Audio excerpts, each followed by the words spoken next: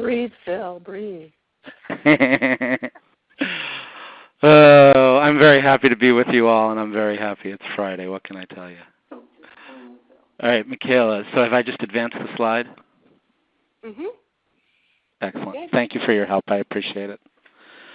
Good morning, everybody. Hello from the East Coast. I'm happy to be with you for our coaching and training call today. As you saw from my email that went out from Michaela this week, Heather was going to be with you today, and then when we kind of redid the dates and decided not to do the on-site date in February, she and I had to reconfigure our schedules. So I will be with you today and happy to do it, and then she'll be with you for the next couple of sessions. So that's the update. What's our agenda for this call today? As always, we'll do some introductions so that everybody's clear who's on the call. Like to talk about some desired outcomes and what people want out of the call today, and so we'll talk about that when we do some introductions. We'll do some agreements and make sure that the plan that I've got kind of laid up in the slides is still a good plan, which basically is that we kind of bring our conversation. Last time we spent a lot of time looking at the module in detail, and I think in retrospect a little bit more in the weeds than perhaps we needed to be.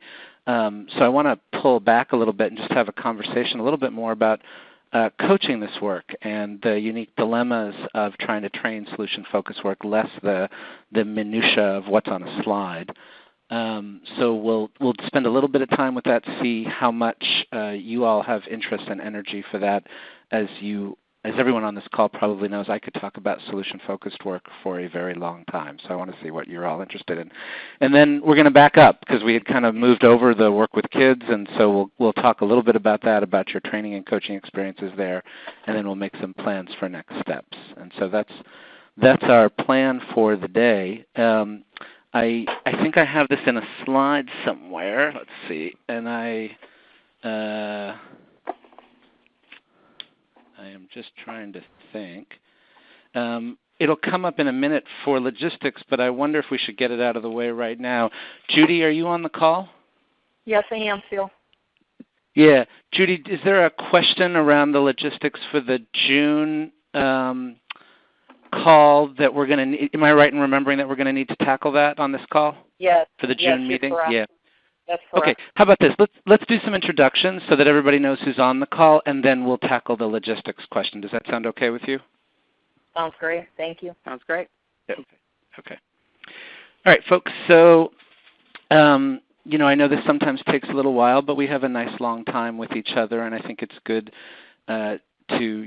we talk in this work about connection before correction, and so let's do a little connection. So I wonder if we could do a little of name and where you are today, as we often do on these calls.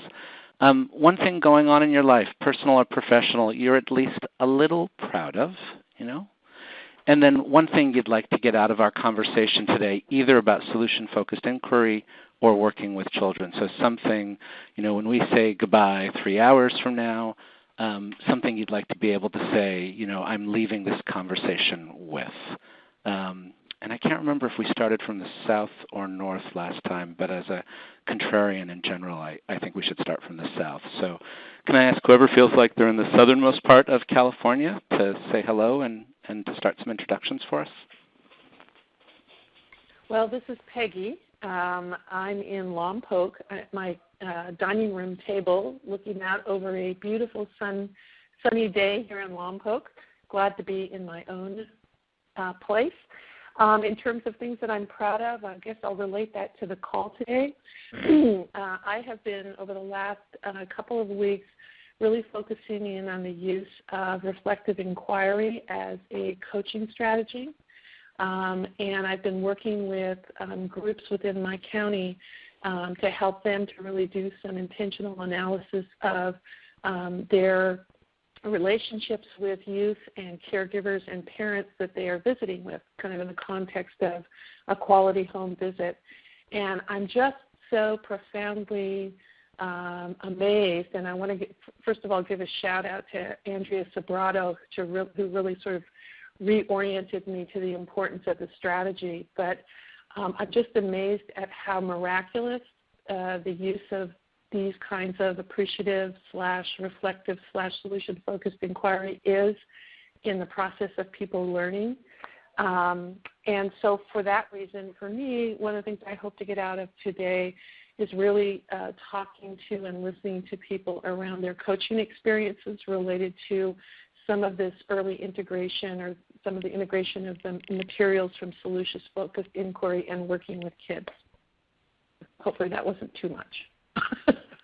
No, it's great, and it's got me dying to hear more. So I'm looking forward to hearing some stories, Peggy, and I've appreciated you and I doing a little emailing this week. So thank you. Yeah. You're welcome. So who would be closest to Peggy as we head north in California? This is Byron, San Jose, California, with Santa Clara County. Hey, Byron. How you doing, Phil? Very proud. My 20-month-old son has just started daycare with other children, and he completed his third week, and he's not sick at the end of this week, so I'm very proud of that. I'm just looking to continue to improve my my coaching and adding tools to my toolkit in regards to coaching with CAP and SOP. Great. Thanks, Byron. Someone else near San Jose? It's Marianne. Oh. We skipped over Little Santa Cruz. So I'm in Santa Cruz, also enjoying a beautiful day from my own home. Let's see, feeling proud of the fact that some of you know we have a little guy in our life that we were foster parents to and now still see once a week. And we finished a really fun mural on his wall in his bedroom over the long weekend that was supposed to, of course, take a day. And it took all 3 days of the weekend. But it's done, and it's awesome.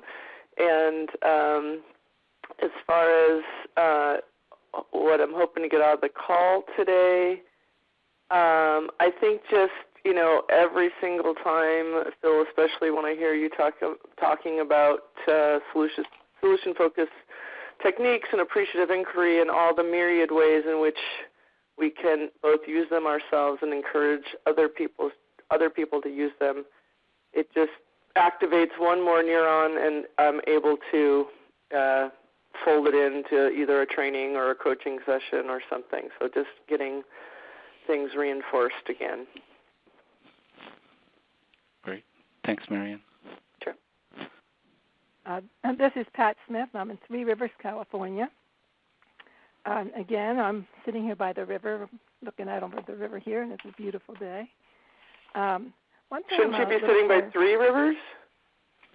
Well, it's a little hard to do three, but there are three. Although this flows into all of them, so. Perfect. One of the things I'm proud of is that since our last call and some coaching training we did in the Central California Training Academy, I find myself using reflective questioning a lot more in my coaching, and seeing how very effective it is, and it's really exciting to me. So I'm just looking forward to learning more on coaching. I love it that you want to do some more stuff with coaching and more work with children. So I'm excited to hear what we're going to go to. Great. Thanks, Pat. Good morning. This is Stephanie Nieta Johnson. I'm from San Jose, but today I'm in Anaheim, which segues into what I'm proud of, which is being able to set some boundaries between professional and personal life. My kids are off school this week. I had forgotten, but I remembered, and so we're in Anaheim, and they're having fun in Disneyland. And what I hope to get out of, what I know I will get out of today is more information than I started the call with. So I'm glad to be here. Great. Thanks, Stephanie. Good morning. This is Judy. I'm actually in Manteca, California today, also looking out at a beautiful day out there and enjoying that. I think one of the things I'm most proud of overall is with regard to professional work and just the work I've done over the time in counties and for the academy and the impact that I've had in working with others and children and families. And I think the relationships also I've developed over the time with peers, some of them on this call, to really see and be aware of the impact that they've had too with children and families. I think that's wonderful. I think one of the things I would hope to get out of today's conversation over the next 3 hours is looking at more drilling down on solution-focused inquiry and listening to people's stories. And I agree with Pat. I think the more you're aware of it, the more you realize you're doing it. Thank you. Thanks, Judy. Hi, good morning. Somebody near? Yeah, go ahead. This is Jean. Hey, Jean. Well, I guess I'm the only one who's actually in an office today. Oh. I feel like I need to drive back home. Do you have a lovely sunny view from your office? Well, no, I don't. I really don't. But anyhow, I guess what I'm proud of right now is that being thankful that I have the opportunity to be involved with the department right now. It's a very exciting time, and to see that with SOP, social workers are actually excited and motivated and encouraged to work with their families. So I'm thankful for being a part of this practice. And one thing I like to get out of it is to continue to increase my knowledge and my ability to help social workers how they can continue to incorporate this into their practice every day.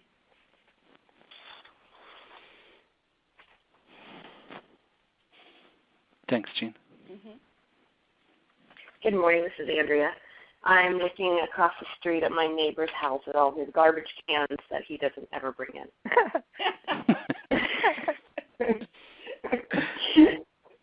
So, Gina, I wanted you to feel better about that. Okay.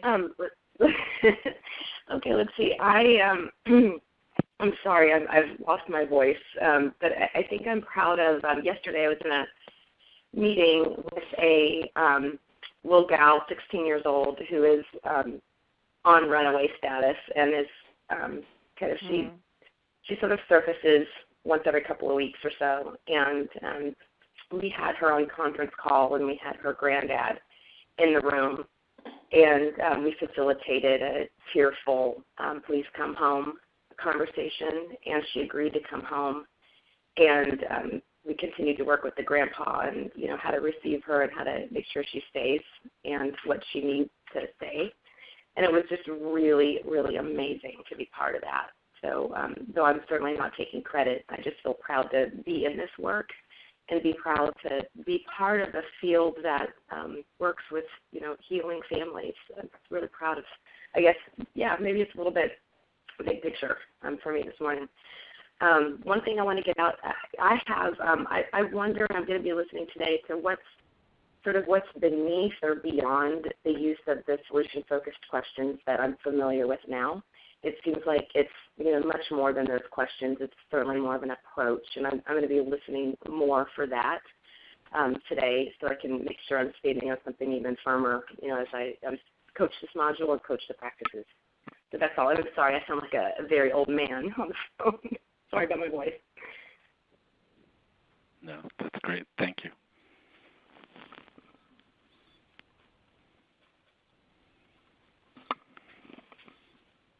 Somebody near Andrea.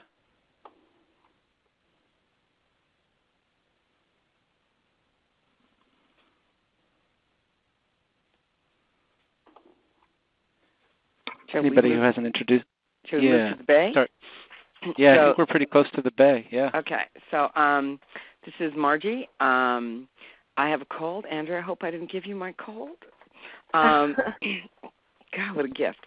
I am at home in my home office. The only problem is when window outlooks somebody else's house. So I'm envious of all you that are looking at beautiful views. What I'm most proud of is the first cohort is graduated from Solano County. And it's been a struggle for them because we didn't actually give them the 2-day training. So they kind of had a different way of learning the mods. And I was just looking at my notes yesterday. And, of that group, there are 3 people that are really doing SOP from start to finish. In fact, 2 of them have created forms so they don't forget any of the elements. And then hearing them talk about their experience with SOP and how it's worked with families and how much they enjoy doing it and how they like it in their practice and how they want to mentor other workers to do SOP was actually really exciting. And a couple of the people that are kind of the front runners are not people when we started we thought would be front runners. And so for Todd and I, it was really wonderful to hear these workers talk about the practice and what they get out of the practice. Well, that would make a wonderful DVD.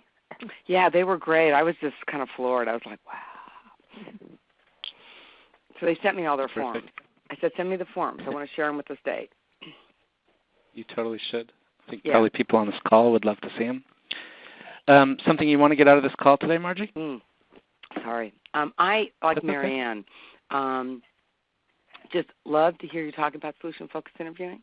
For me, it's got multiple layers in it, and to whip it out fast enough is sort of what I love to do. It's more of the practice and how you whip it out fast enough and how you get those questions out of your mouth that quick. It's kind of where I'm at because I love it. Terrific. Thanks. This is Joy Crumpton. I'm in Oakland at home today. Last time I was in Silver Spring. And looking outside and seeing sunshine. Proud of getting more coaching experience in Marin County. The more I get, the more I do this, and the more confident I feel. And really, the latest thing that happened that I was really proud of is meeting with other coaches in the Bay Area and hearing their experiences. Stephanie gathered us together, and so that felt really, really good to see where people are and just to see that I'm on a continuum. And I hope to get, better at helping workers to use a solution-focused inquiry as a technique in their work. They really are pretty well grounded in it in Marin, but be able to help them to take it to the next step is what I hope to get from today. Great. Thank you. Somebody near Joy, near Oakland. This is Todd Wright. I'm in San Francisco, also at the home office. Let's see, one thing in my professional life I'm proud of, kind of a recent scan. I think I've been a part, or at least taking training in SOP for about a year now, so that feels good. And one thing to get about the conversation today, I just taught Module 4, Solution-Focused Interviewing on Tuesday, so just interested in maybe filling in some of the gaps on some of the things that I missed. But I, like Margie, I think that really this is where the rubber meets the road. This is how you fill in the content of all the tools that SOP has, and it really was evident to me that paradigm, to overuse in 1980s and 90s expression, that paradigm shift that needs to occur really is confronted, I think, when you teach this module and you start to see all the old school biases in social workers and kind of be confronted when you start doing this module. So I think it's worth spending some extra time on it because I think it really is the critical piece in all this. That's great. Thanks, Todd. This is Helga from San Francisco. Can you guys hear me? Absolutely. Okay, I wasn't sure. So this is the first time I'm trying my quote-unquote home office. So that's why I'm not sure that it's working. So anyway, so you guys know where I am at home. And one thing I'm most proud of is that I have been able to collaborate with, in particular, one team decision-making facilitator to really bring the behavioral-specific language of SOP into team decision-making meetings and more solution-focused questions, and so I'm very excited about that. And one thing I want to get out of today is get better and better at the solution-focused questions, because I still tend to tell people what to do as opposed to asking the questions. That's great. Thanks, Helga.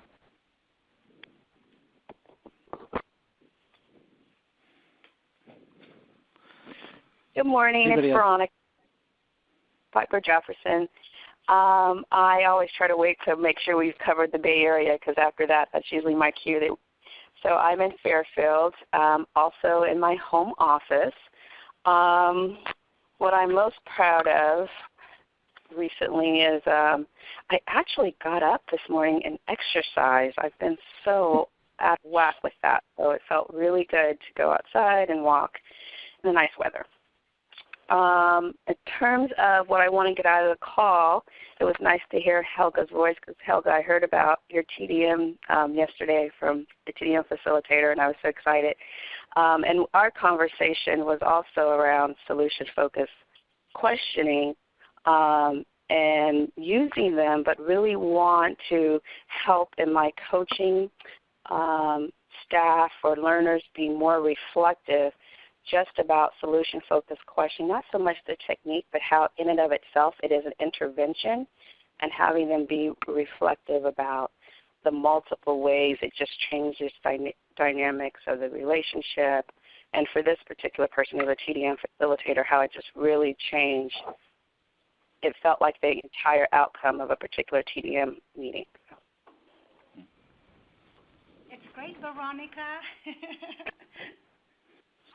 That's great to hear. Thanks, Veronica. Anybody else who hasn't had a chance to say hello or check in? Good morning, Phil. This is Belinda Benassi from San Luis Obispo County. Good morning, Belinda. Good morning. I am working today here in my office, and I'm proud of our implementation of safety organized practice. We're passing the halfway point, and we're seeing some results already. I think last month we had our first case plan that was submitted to the judge that was focused on behavior changes rather than services. And one thing that I would like to get out of this conversation today is how do we sustain safety organized practice and integrate it into our way of practice. And that's integrated to TDMs, case staffings, staff meetings, and so forth. Thank you. Great. Thanks, Belinda.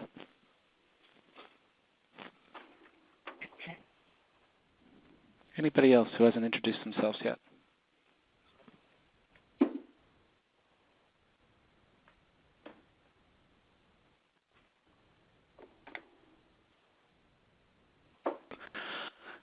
Well, I'll opt in real quick. So I'm Phil. I'm in my home in Boston. I'm totally jealous of all the comments about how nice the weather is. It's cold, and there's a lot of snow still on the ground from a couple of weeks ago, and we're about to get another blast of it tomorrow.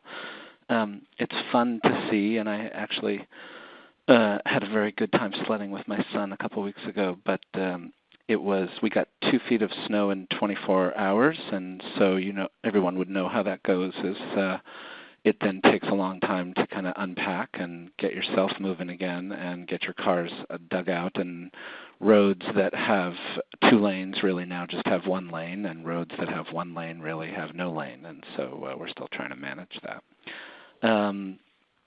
Something I'm proud of, I'm proud I've survived this week. I was in Colorado this week. This was actually quite fun, and you'll enjoy hearing this. They're starting the modules in Colorado, and so we're just starting to get them connected and trained in that, and it was quite a large group, and so was with them and was pleased to do that and do a little bit of work in the evenings, and now glad to be home and in one piece.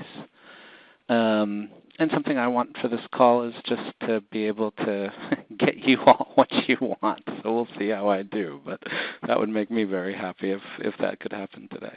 So,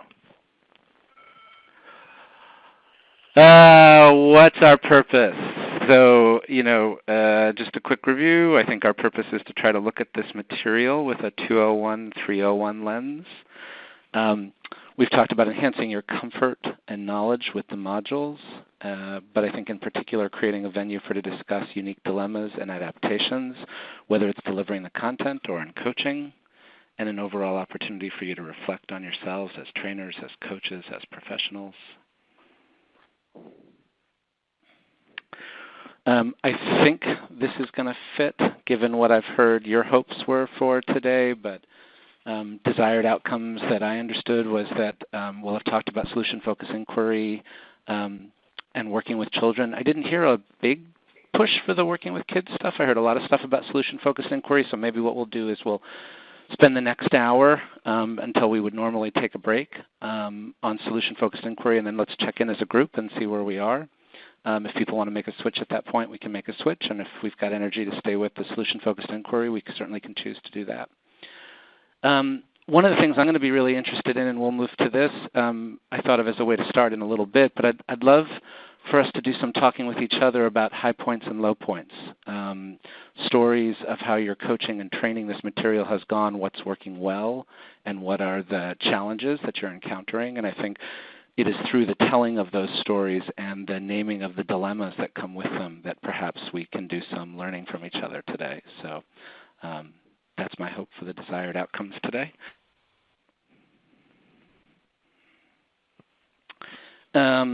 In terms of context, we've named this up before, just the limitations and dilemmas of any kind of web or phone-based dialogue. Easy for this to turn to didactic only. I kind of want to own that a little bit for last time. I imagine it was helpful for some people, and I'm not looking for anybody to take care of me on this, but I just wanted to say I think we got a little too didactic last time. I think I got really into the minutia of the module, and so I'm hoping to kind of stay at one level above that. The dilemma for me is there are some people here that aren't as familiar with those modules, and there are some people that are very familiar with the modules, but I think we did make a contract when we started to be at that 201 and 301 place, so that's where I'm going to try to do my job as a facilitator to steer us to. So those pieces of the context, just to be aware of in the way that they can tug at us, and also just competing commitments, whether it's looking at the garbage across the street that hasn't been taken in or anything else. We're always got competing commitments on a call like this, and so just would ask if there's things that get in your way for being present on this call, if you get distracted, just to let the rest of the group know in some way if you have to get off, if you're elsewhere. I was on a conference call with someone from CRC this morning, and I was multitasking, and finally she said, Phil, where are you? And I was just like, I'm busy uploading something. I'm sorry. I'm not paying attention to you whatsoever. So rather than caught like I did, let's just name it up if it's starting to happen. And some agreements that we made when we first started these calls to try to make this a space that everybody can share openly and honestly. That I'm going to use some questions to kind of get us started, but that we reserve the right to pass, but make attempts to participate and share experience, questions, successes, and concerns. That if you find yourself moving into a place of assumption or judgment, you hear a story and you think, wow, that person's totally got it together, or wow, that person really doesn't have it together, that you realize that we're only hearing a tiny, tiny bit, and just notice if your mind starts to move into that place of judgment. That you try on in terms of thinking about ideas other people have. You try on thinking through other people's eyes about what might be meaningful to them about this story, which actually is something we could talk about when we talk about inquiry in general, solution-focused inquiry, appreciative inquiry, reflective inquiry. That we're mindful of process and content, intent, and impact, that what we say and our intention may not be necessarily what the impact it has on other people, and so just to be thoughtful about the gap that can be there. Mentioned before, keeping folks up to date on your plan for participation if you start to need to cook breakfast for yourself or something and you're going on mute and half here, half not, just to let us know. Taking a short break midway through, and I think I'll ask if there's any other agreements people feel like we need to make.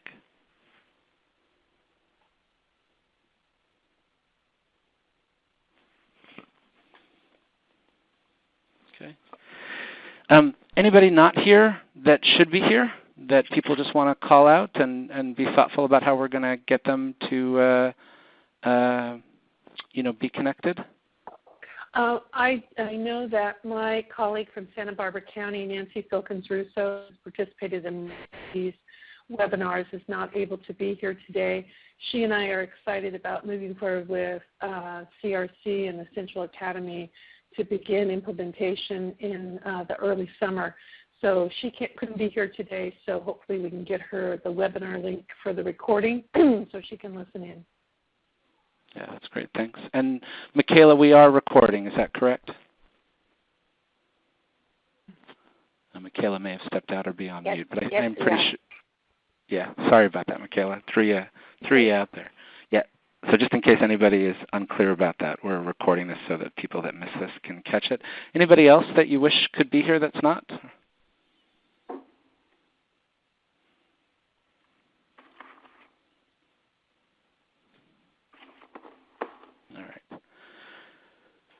And so again, we'll spend some time with solution-focused inquiry. We'll take a break, and then we'll check in. Very happy to then turn to a conversation about working with kids, or we'll stay with the inquiry piece. But let's start, Judy, with the logistics question. Okay, thanks, Phil. I appreciate that. This will be real quick. Originally, as Phil had mentioned before the introductions, we were going to have 2 on-site meetings, one in February and one in December. At that time, the group voted in December to have a February one in Central and the June one in the Bay Area. And obviously, since that time, we went down to having the February one be a webinar, which is today, and then the June one we're still going to do an on-site on June 6th. And so what we wanted to do this, Jennifer and I were talking this past week and looking at putting this back to a group vote with regard to the location for that June training. Currently, the Bay Area does have a tentative location, but we thought we'd bring it up again since we went from 2 on-sites down to 1 on-site. So what we're looking at is what works for the majority of the group with regard to the location of the June on-site meeting. Thoughts, comments?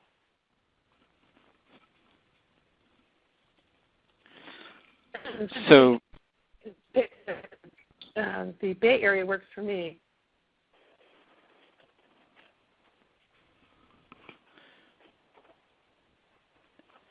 Judy, are there 2 choices? Is it Bay or what's the other choice?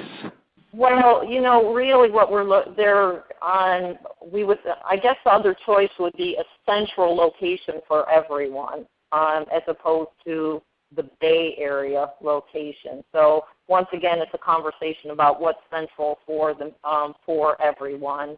And then if people are willing to do that, we'll just secure a location for wherever central. When we talked about last time what was central for everyone, oh gosh, does the group remember? I can't recall what the location was.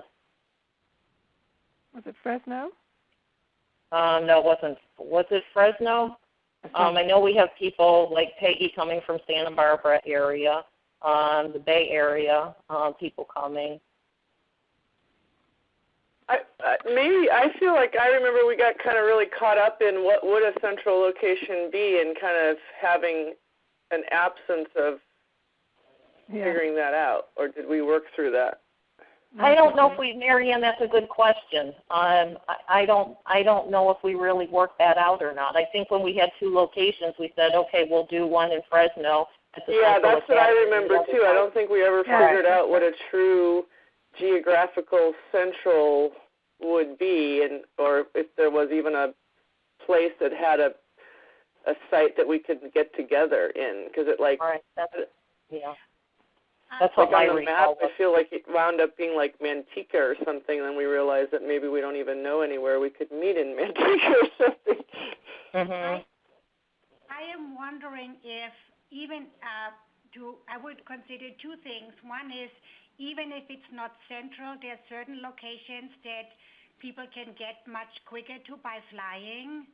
So I would want to just put that out as opposed to a place that might be in the middle but be very hard to get to. Or if we are trying to look for something more in the middle, then make it a beautiful place where maybe everybody can enjoy the surroundings too. Other than that, I think the Bay Area might even work as a location because flying in might be easier. Where is the location? What city is the location in that you have in the Bay Area, Judy? I believe that I'm not that familiar with the locations that are used, but I want to say that Jennifer and Judith had mentioned Calendau building. Oh, that's a nice location. Yeah, you guys would be more familiar with that than I would be. So that's the location that is tentative at this point in time. So what if I do this? And Michaela, I don't know if I've done this right. I have tried to create a poll real quick. No, that's not it. Or did you just fix that? Wait. There we go.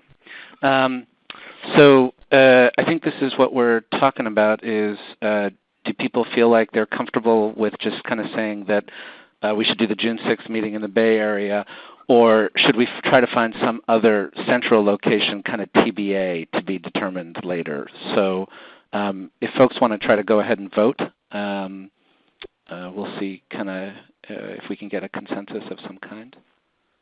Thanks, Phil. Sure. Phil, Happy to San play. Luis Obispo, that if you want to consider San Luis Obispo also as another centralized area, we have some buildings that could. How big would the group size be? Probably looking about 15 to 20 people. And Belinda, I appreciate you saying that. And that was one of the things Judith and Jennifer and I talked about. You know, the majority, unfortunately, I don't think we're going to be able to satisfy everyone. We want everybody's input, but then go with the majority of the people that it works for.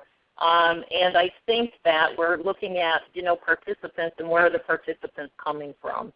So I appreciate you saying that, but I think a lot more people would be traveling to San Luis Obispo than a further distance. Does that make sense? Yes, I was just putting it out there. And I appreciate it very much. Thank you. Anybody else who hasn't voted want to vote?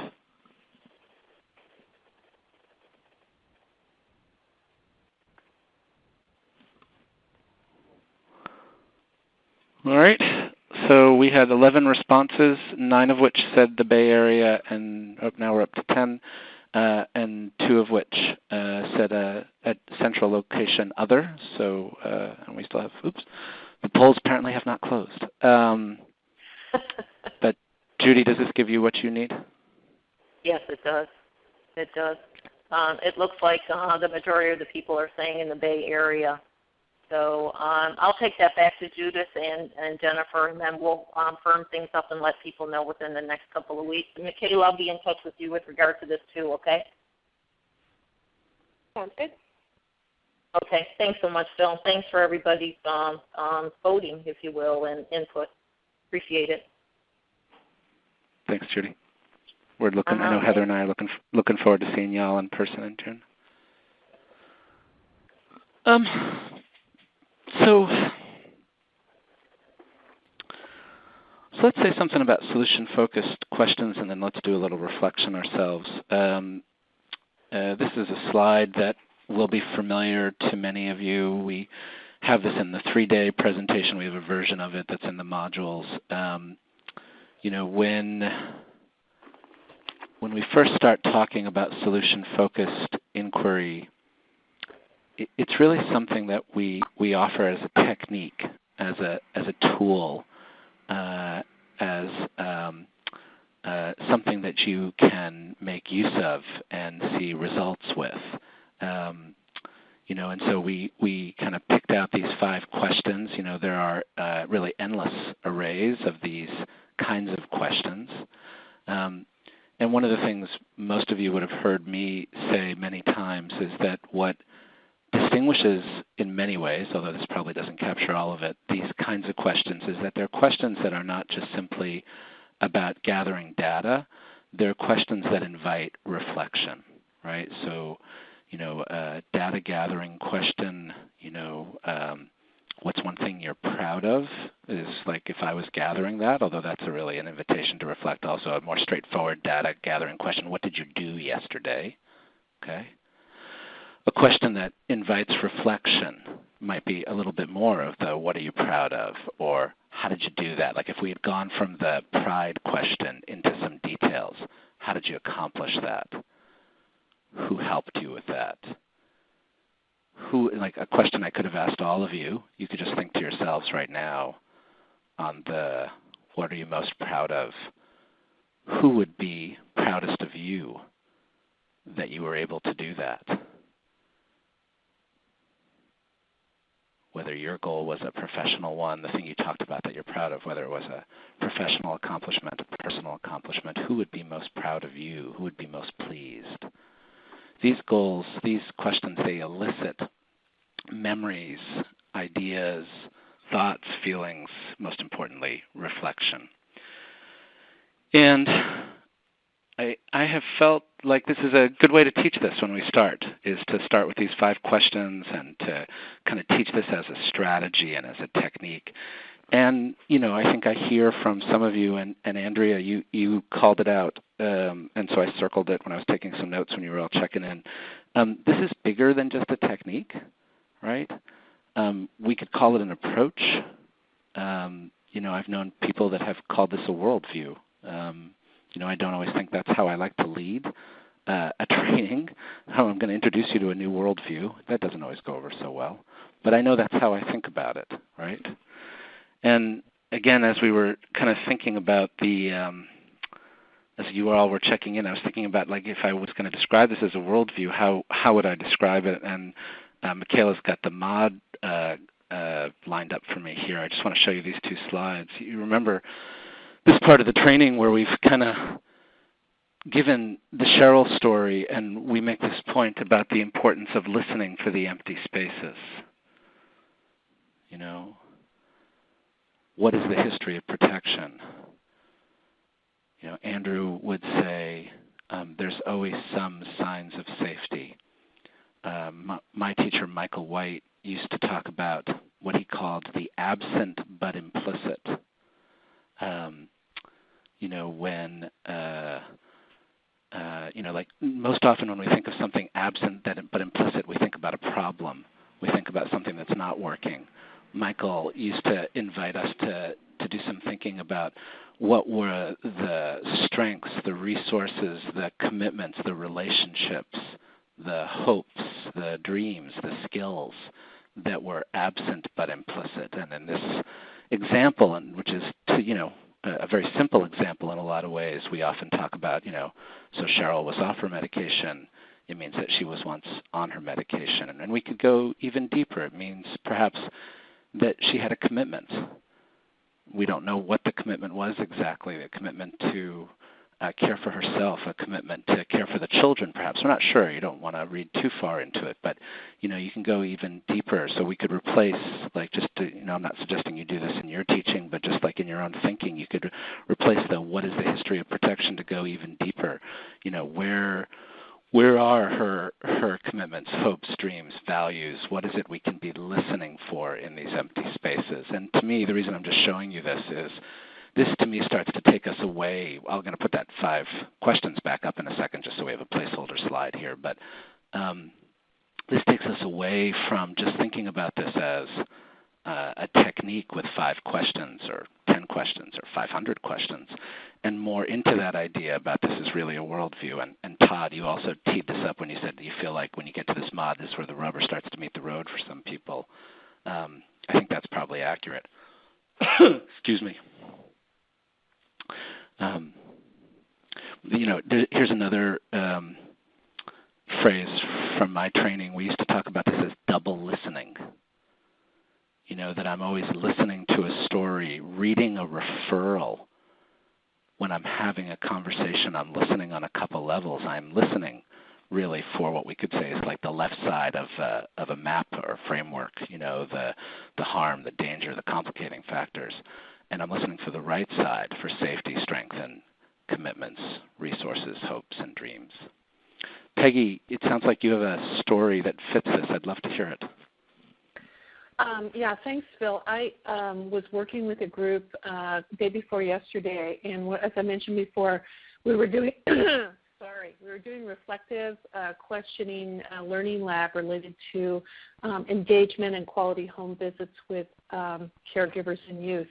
And a young man that I was working with who's really struggled in sort of taking advantage of coaching really brought forward a neat example. He was talking about he does a really great job with youth, older youth, because he works in the transitional after 18 program.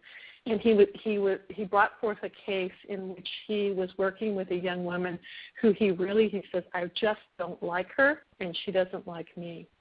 And so we went through this process, and instead of, talking about what he could or what she could do to make the relationship better, we went to a line of questioning that was about understanding her response to him. And what we got to in that, the use of those questions, the relationship questions, scaling questions, a whole variety of different approaches, was his recognition finally that as a male, the male that he was, that he probably represented to her the trauma that she had experienced in her home. And the other piece of that was some of his own attachment to how he felt about her in making it difficult for him to see the empty spaces. And the use of these questions really brought him to a place of compassion for her, because it was almost like he had to get past his dislike for this young woman before he could really be effective with her. And so no one could have told him that. It had to be through the process of questioning from different perspectives, from different, what would it look like if it was going to be better in the future?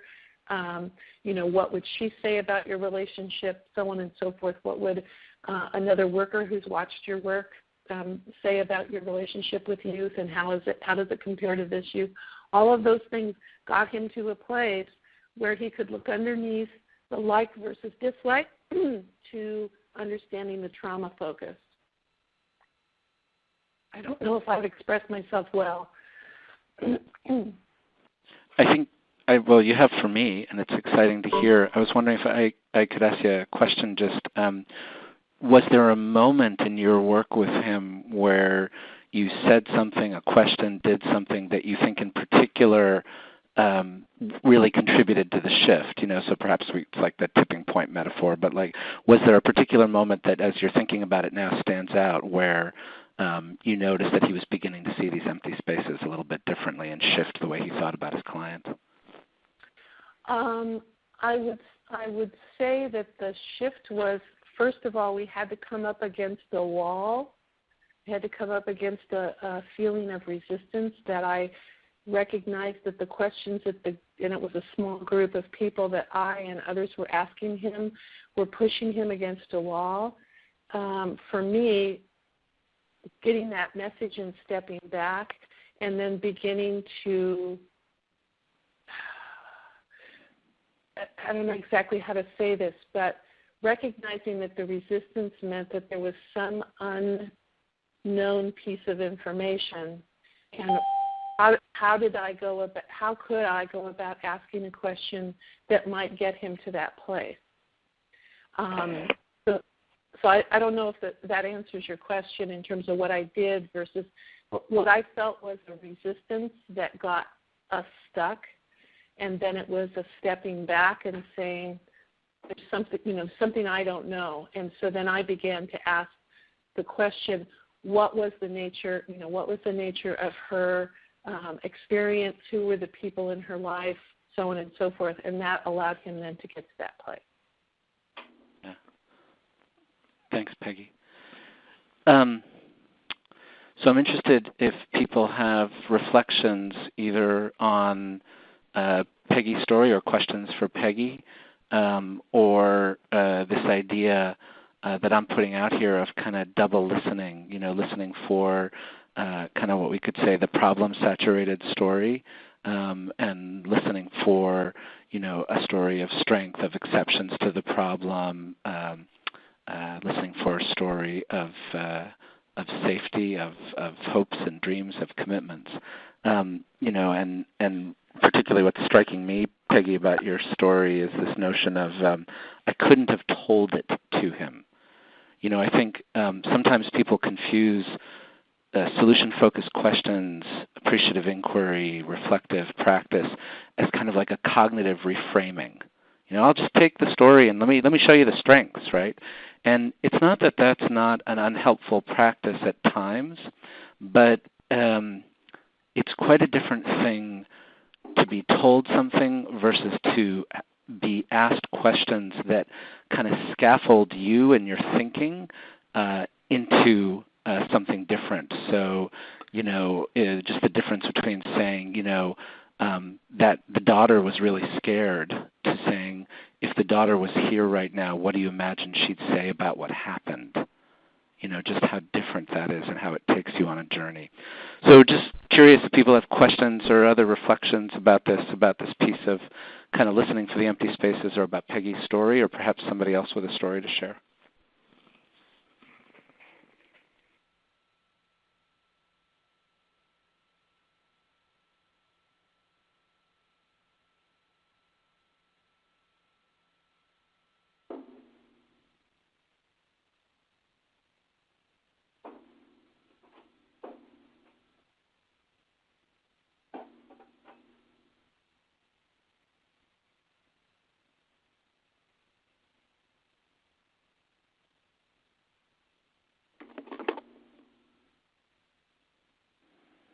This is the portion of the program where you all have to play. You all know that, right?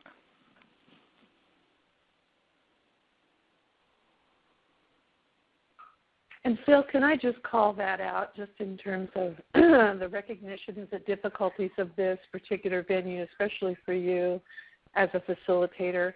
I think that there is a tendency for all of us to try to be polite and not to talk over each other, and then and you can't see, what folks are doing and where they're at and so forth. And it's really hard to know how to pace participation in a webinar. It's just sort of when should I speak up versus not.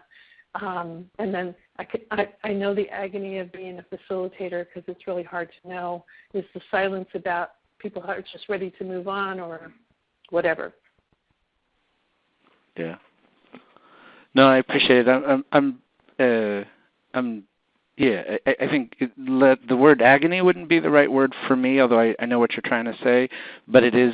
I just want to make sure that folks are getting what they want, and I have some questions that I can ask that might help us get started. But I just wanted to make sure that there wasn't more that people wanted to comment about this. But I guess again, one of my hopes is that our purpose here is not to just hear me, but for all of you to hear each other. And so I want to make sure that we have a kind of group agreement that that's what we're trying to do. And so, you may have a story that you think is not so amazing. You may have a story that you think, couldn't measure up to something that Peggy had just described, or something that I was describing, or whatever. And I hope that people will still share them. And we'll talk about challenges too, because I think it's not just learning from successes, but it's learning from our challenges too. But thanks, Peggy. I think it's just a request that we all make. We all take responsibility for making this as valuable as possible. I'm going to ask you guys some questions, and I'll ask you, and we'll do a quick visualization, and you can take some notes if you want, or you can just think about it to yourself. And then when we're done, I'm going to ask a couple people to share a couple of stories if you're willing. So I'd like you to think about a time where you were either able to teach this material or use this material with a client in a coaching session in a way that left you feeling really pleased about yourself. Okay? Time you were able to bring some of the solution-focused work, some of this idea, some of this worldview to your work, to your teaching, to your coaching, to your direct service work. And you did it in such a way that it left you feeling really good about yourself. Perhaps when you got home that night, you caught a glimpse of yourself in the mirror and you said, yeah, I like that person in the mirror. Okay? Take 30 seconds. Just think about a particular time that you made use of this approach, this worldview, and you felt really good about yourself.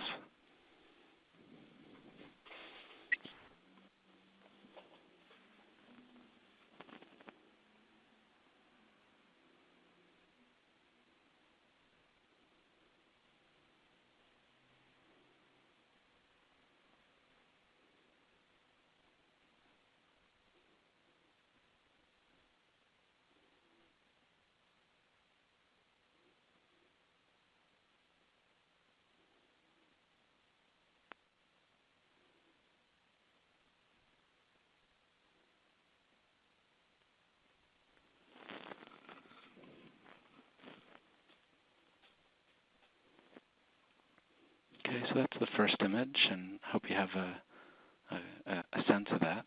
We'll come back to that in just a sec.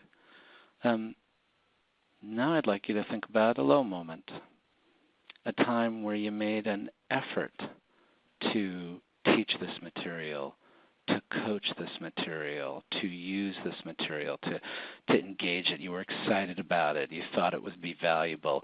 And whatever you did, it just didn't turn out quite the way you wanted. Perhaps you thought of something like an hour or a day later, oh, I should have said that. Or perhaps just kind of like it went in a direction that totally surprised you and was not so pleasing, like it just kind of went off the rails a little bit, like, ooh, what just happened? But I'd like you to take again 30 seconds and think about a moment that you tried to make use of this approach, of this worldview, of these skills, and it just didn't turn out exactly as you hoped.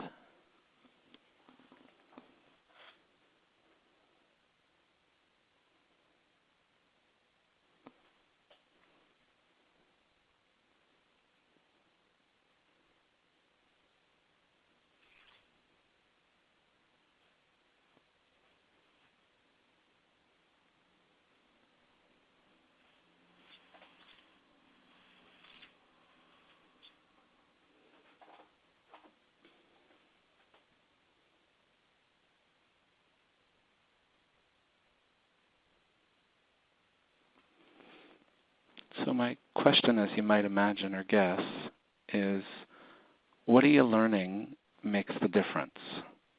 You know, like when you think about your high point moment, when you think about your low point moment, what are you learning that is making the difference, that contributes to it going the way you hoped? What are you learning gets in the way of doing this the way you'd like? And what I'd love is if a couple of you would be willing to share, and you can choose your high point, your low point, maybe a little bit of both, and then this other question, what are you learning makes the difference? And I'm going to put myself on mute, so you guys better step up.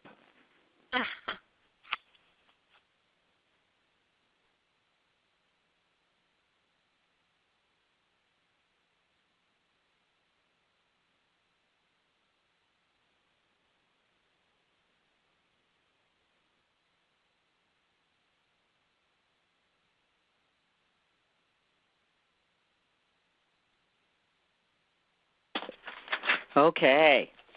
I have had probably some of the best moments I've had with solution-focused interviewing is I just pulled this out. We have this case planning class, and they do solution-focused interviewing in 25 minutes. And so it's a joke.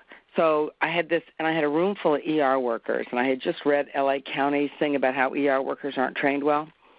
So we spent a lot of time looking at the philosophical frame behind it, which is, I do this thing about you got to fill before you subtract.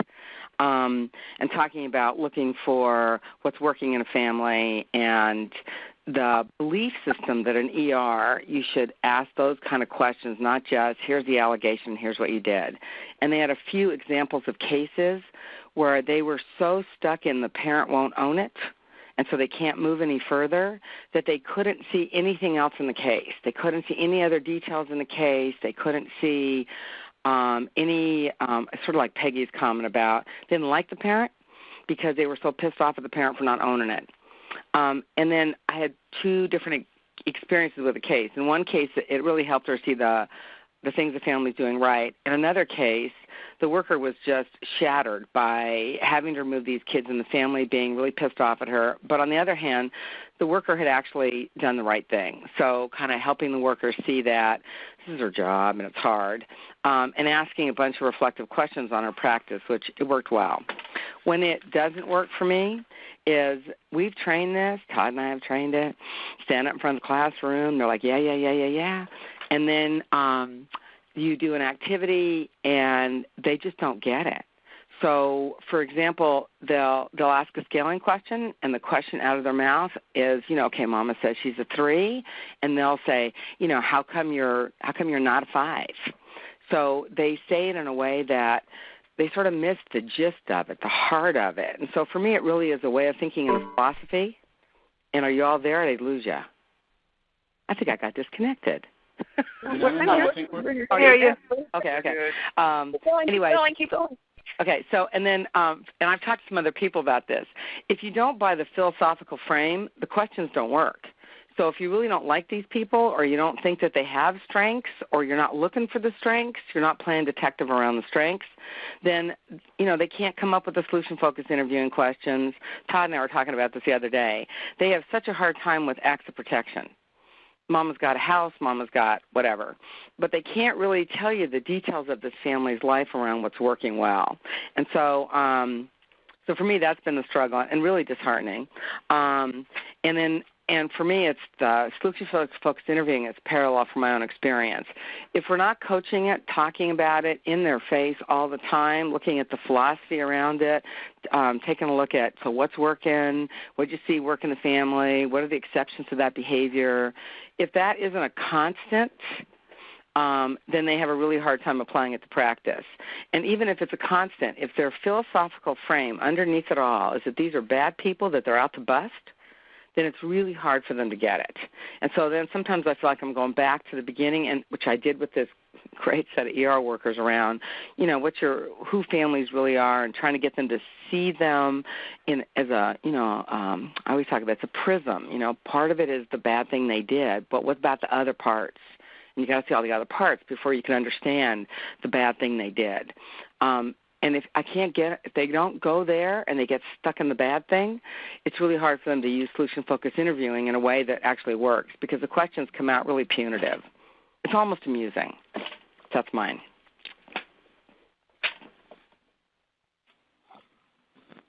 Thanks. Sure. Margie, go ahead.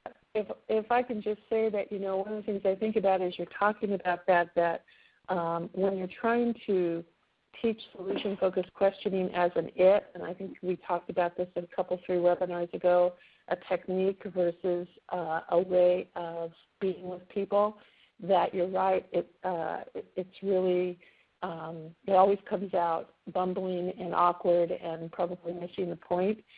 And, and it's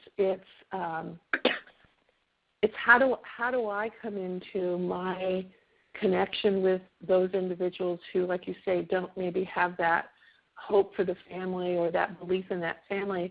How do I come into my relationship with those learners that surface their belief in the families? Because they do. Maybe it's kind of calcified over by all the experiences that we have in child welfare practice. We end up getting hard because we're protecting ourselves.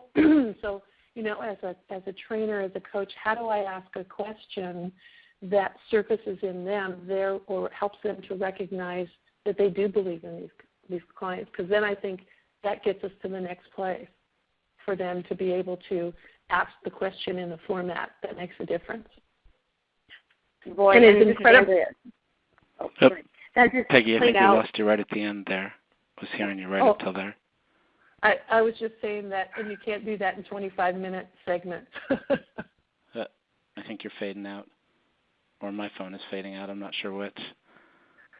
I was saying, other folks with reflections on these ideas, like this kind of teaching this as a technique versus kind of, something a little broader, other folks with stories of their own from these moments where you either were able to do this as you hoped or something got in the way. Yeah, this is Andrea. I just had something so similar to Margie's example happen. I was doing the Module 4 with about 40 people last Friday, and just couldn't believe the answer to one of the questions. We were going through the module just as it's arranged, and we were practicing scaling questions. And a worker presented a case just real quick. She just said, I've got a kid that doesn't want to be in a group home, and he wants out. I'm trying to work with this child to try to get him out of a group home. That's the only detail that was presented. But we talked about, different kinds of solution-focused questions. But she was, in this example, she was the subject of the questioning. So I asked her, I did a scaling question on her. And I said, okay, let's scale your hope about this child getting out of a group home. Let's start with your hope. And I did not anticipate her saying 0. And so, I described 10, I described 0, and she said, well, 0. And so for me, right there, of course, as a trainer, I could say, all right, so let's talk about what it would look like for you to be at a 1 with hope. And I kind of skimmed over that. But I have to tell you, it just laid there for me. For somebody having 0 hope that this child would get out of a group home, and then her presenting this child was out of a group home, but she had 0 hope, it hit me as how ineffective. The questions aren't going to do anything. She's a 0. So I scaled that, there was about an hour that lapsed, and then at the end we were talking about bias. And I just, I don't know if it was the right thing or not, but we talked a lot about having 0 hope. Is that a bias? And does that impact our work with families? Because I just couldn't leave it there. But it just, what Marty said just totally played out for me. That was crazy to have a zero hope. By the way, that's a great question. And I kind of, two of the new workers I had, it's kind of like they're brand new workers. It's a great question to ask them because they have already decided on the prognosis of the case, and it's zilch. So then they're stuck in the muck, and they don't like their jobs. So one of my pitches always is, you like your job better if you like the families. But it is that kind of hopeless. That's a great question.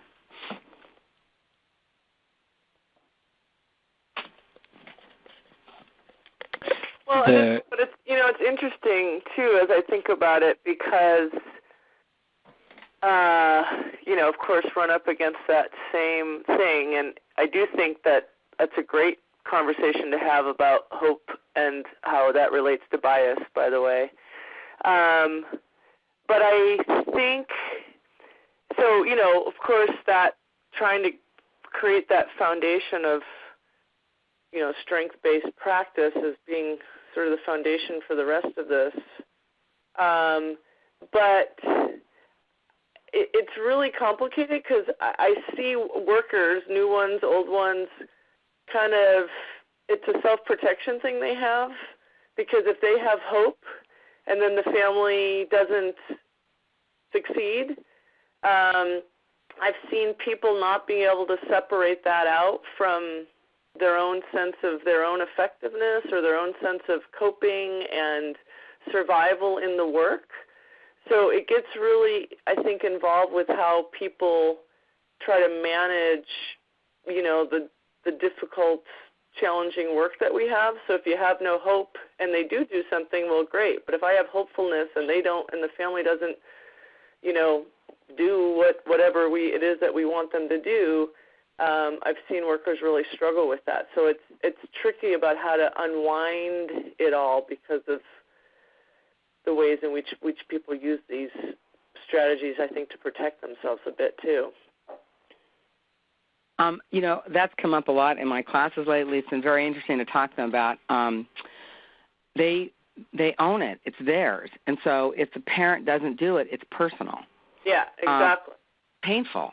And so I've been talking a lot about, whose problem is it? And when we come up with a solution, they don't do it. It's painful. So how do we get out of that? Yeah. And it's not ours. It's the family's problem. It's not my problem. It's not my kid. I'm trying to get them to separate that out, and they actually are enjoying that conversation. It's not yours. It's not your problem. It's somebody else's problem. Because that, for me, is a big key to this. If it's personal and it's about them, then it hurts. And they'll never own that it hurts, but you can see it in their faces. And that's where they the reflective hurt, and then they get angry. And that's where the reflective, I think, coaching comes in, is that we can help them see then the part that is about them. Because I think I'm really glad that she did name that in front of, her peers. I think it's good that she acknowledged that, but I also think it's insidious if we ever get to the point where we stop having hope. I'm wondering. Right, exactly. Yeah. God. Yeah.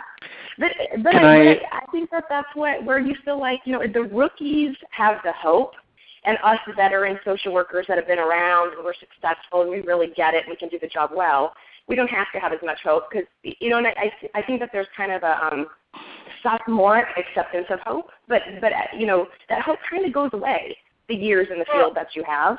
Mm-hmm.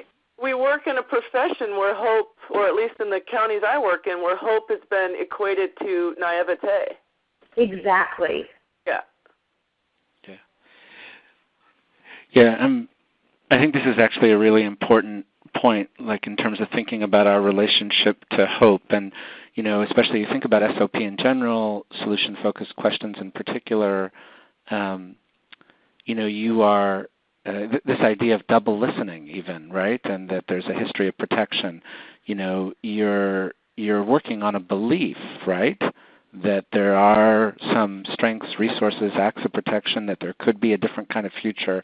And if you're struggling with that, if you have been living in a culture where that's problematized, where that's seen as naivete, where perhaps you've had your hopes dashed in the past, you could think about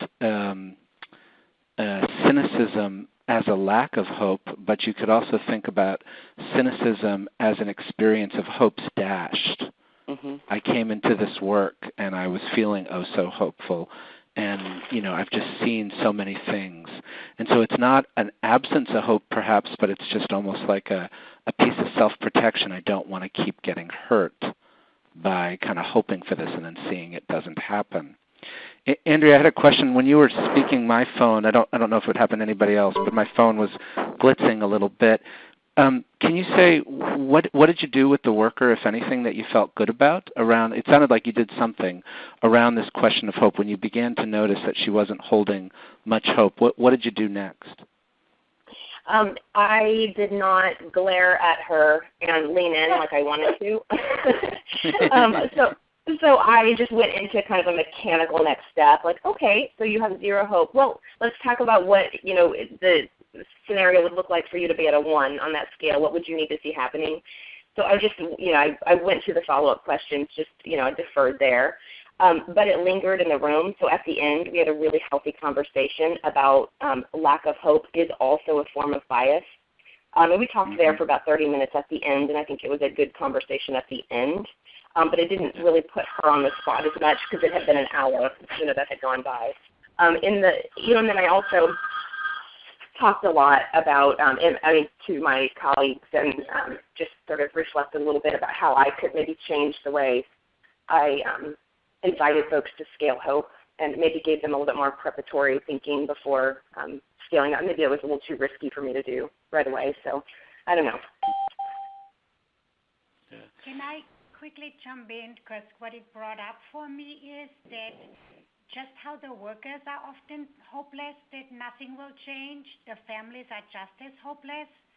Yep. So it's interesting that we get upset at the worker for not having hope, and I think it's just a reflection of the overwhelming system. So when I said I want to get better at the questions, I have been thinking how I can elicit the hope more. So if I can elicit the hope for the worker more because they are feeling overwhelmed, that reflection then helps them to elicit the hope with the families. And Helga, do you have an example of a time you were able to do that a little bit or some of it? Like what would be an example of a way you've been trying to do that?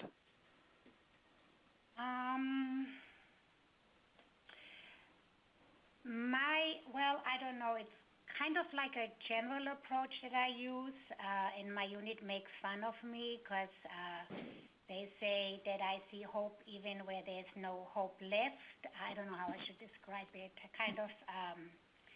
They said it's more than optimism, it's denial. So I'm trying to model. I guess I don't have a specific example, but I'm trying to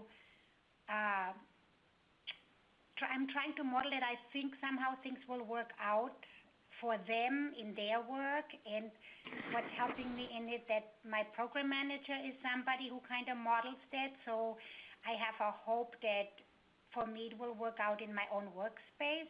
I don't know if that's making sense.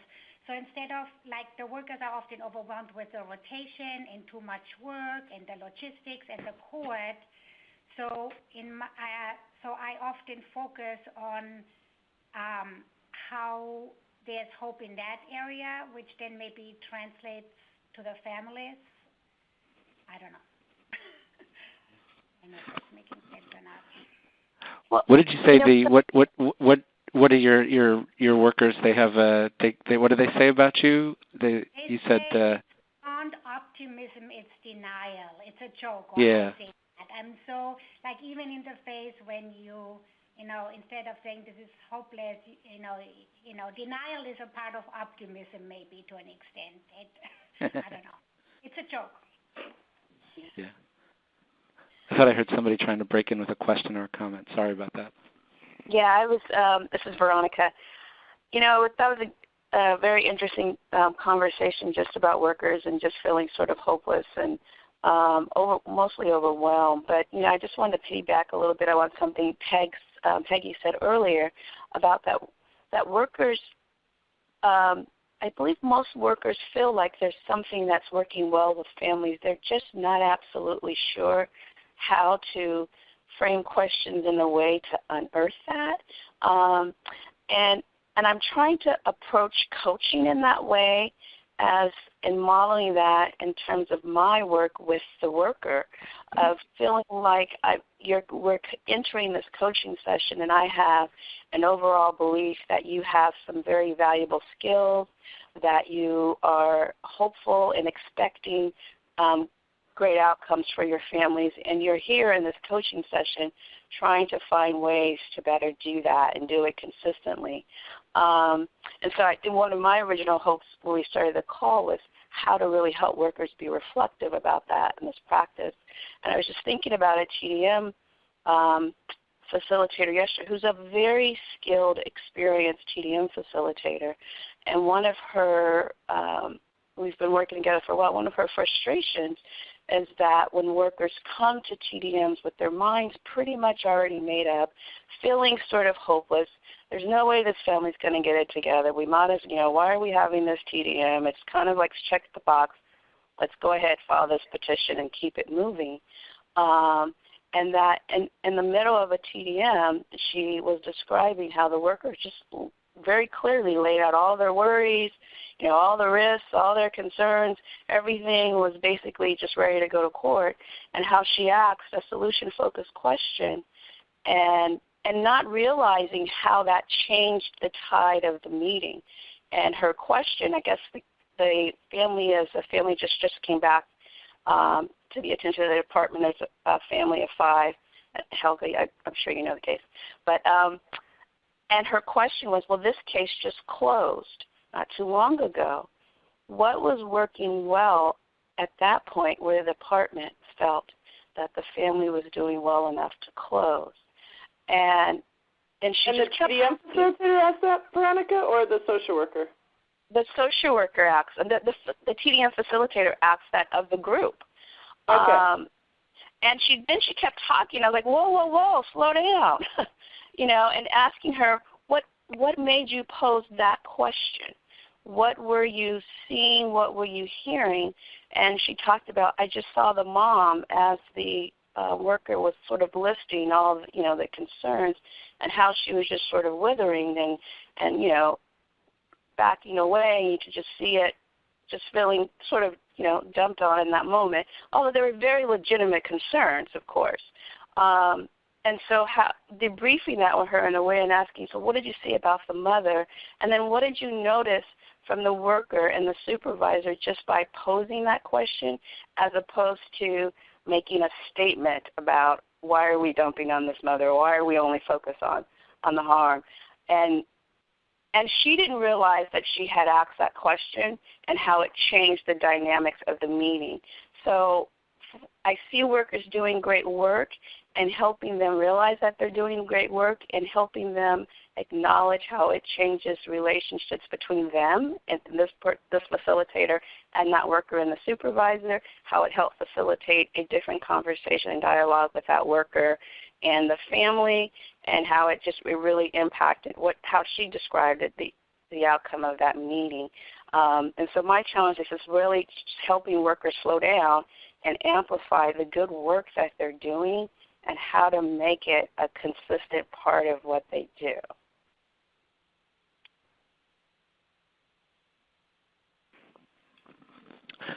You know what I find, Veronica, so lovely about that story is the facilitator is listening to the story of the client, notices an exception that the case closed, and says, what was working well during that time. You're paying attention both, I'm sure, to the client, but to the facilitator.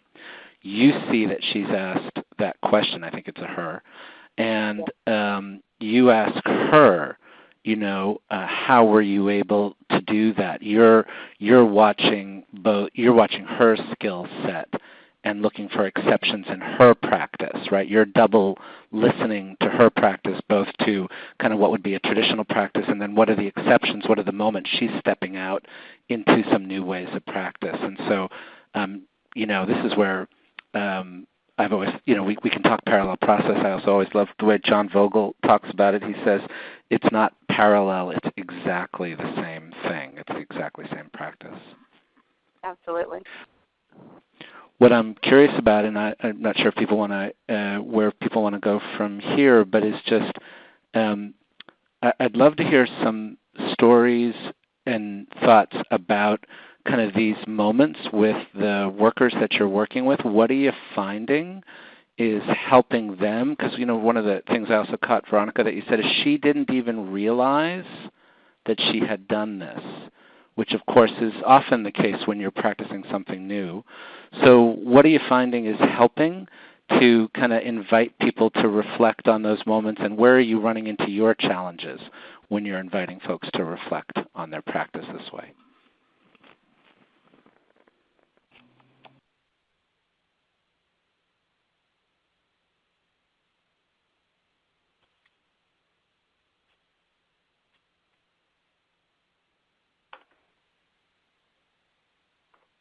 This is Peggy. One of the things I would say is that one of the things that I noticed is, gosh, ask your question again. I'm sorry, I lost it. I'll withdraw here because I lost my thought. No, I'm really just trying to continue the conversation in many ways, but maybe kind of think about the focus on your work with the workers.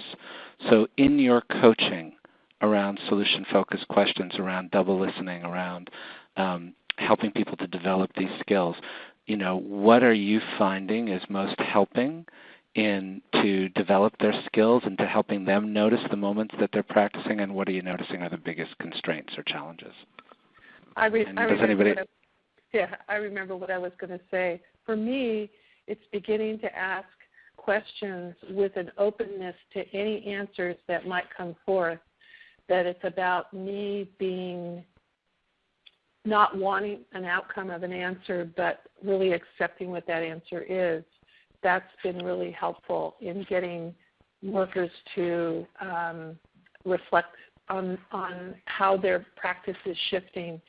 And I would say that just the fact that we're taking the time to spend some time with them on reflecting about their own behaviors and their own feelings about the clients they're working with has been really helpful. What I would say is the challenge is it's kind of like shifting a parenting technique. You've been doing something this way and it hasn't been working, and then you begin to do something a new way, and the kid doesn't quite believe that you're going to be able to sustain the new way. And so I think that there's some credibility that takes time to build in the relationships when you shift from a telling and a negative focus to a solution focus and an inquiry, a reflective inquiry, is that the new workers or the workers that you're working with have to build up a confidence that you're really there and going to stay there with them.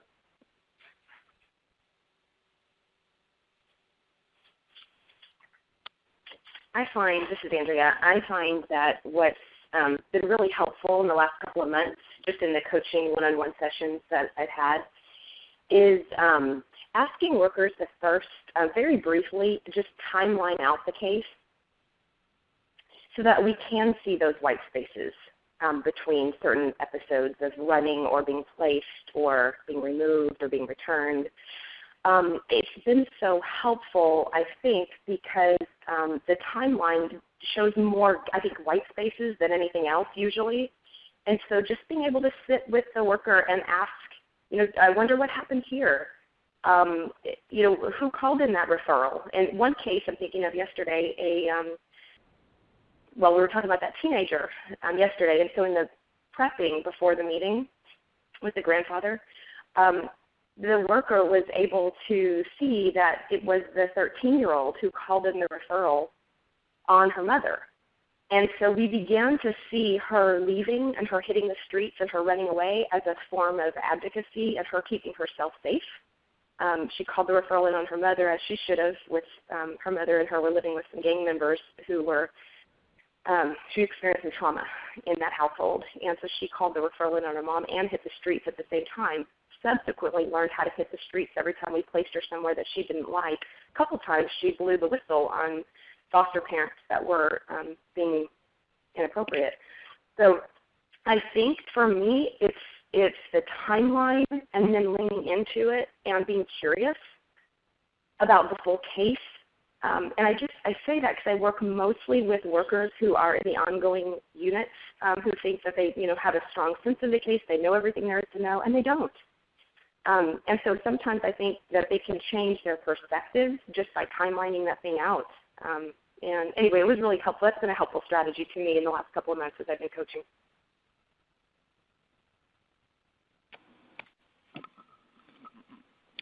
Love to keep hearing these kinds of innovations, or if people have a comment, but I'm such a fan of that timeline. Obviously, that's where that Cheryl example comes from. And one of the things that becomes so clear what events we're organizing around.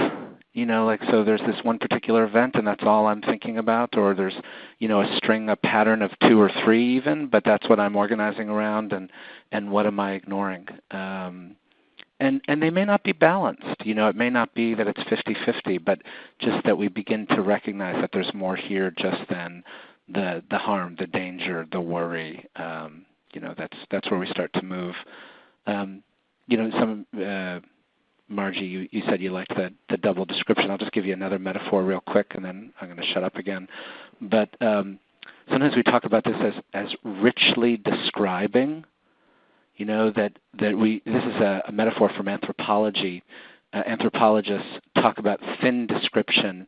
Thin description in anthropology is like single sourced. So you go to one person in the community and you say, what does this mean? Or you have one informant in the community and they tell you, this is what goes on here.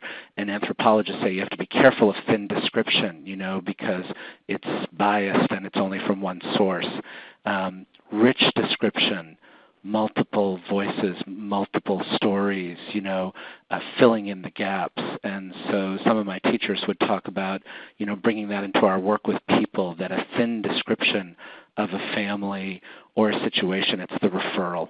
It's kind of the thinnest description. It's the phone call. and that part of our work is to seek to more richly describe with families, what they've done, what they could do, et cetera, et cetera. So that's been a metaphor. Sometimes I think about, am I hearing a thin description or a thick description? And Andrea, I think you've got me thinking about it again when you tell the story of helping the worker with a timeline. Other people, and we could do both sides. So we'll do rich description, and I'll open this up for a couple more minutes, then we'll take a break. But innovations or things you're trying that are hard, that are not working as well, both sides of it. What other thoughts or reflections or stories do people have?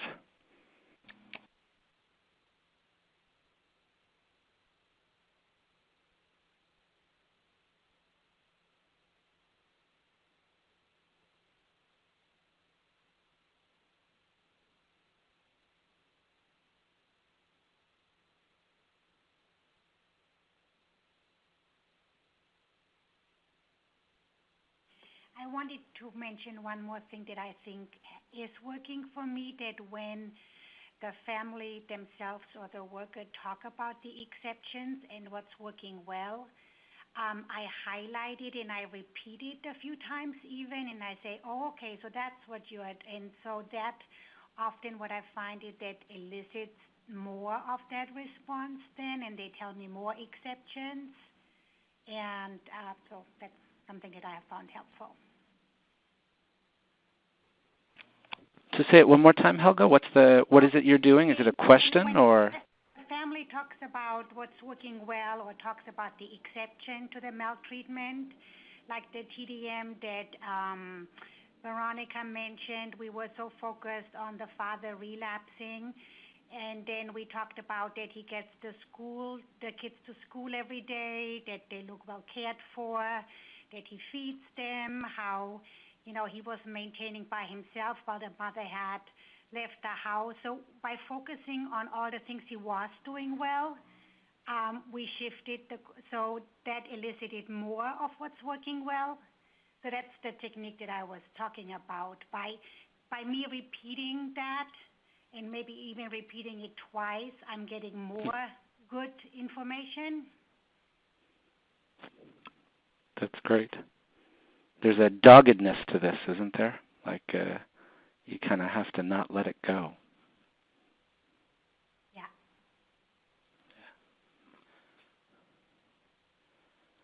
All right, I'm going to suggest we take because we're right at kind of midpoint, that we take a 5-minute break. And then what I'd like to do, if it's okay, is to come back and check in with all of you. So please do some thinking. Are we using the time as you're hoping? Are we helping? Remember, I asked you to think about kind of your goals for the session today. Are we, if we were to, I'm not going to go around, but if we were to scale it 0 to 10, 10 is your hopes are being totally achieved, 0 is your hopes are not being achieved at all. Where are we, and what could we do over the next hour and a half to go up by 1, up by 2? So let's take a 5-minute break. I'm not going to hang up, but I'm going to put you all on mute, and then let's pick it up again with where we want to go. So I'll come back with that question, how are we doing and what do we want to do in our next 90 minutes? Okay? Thanks, everybody.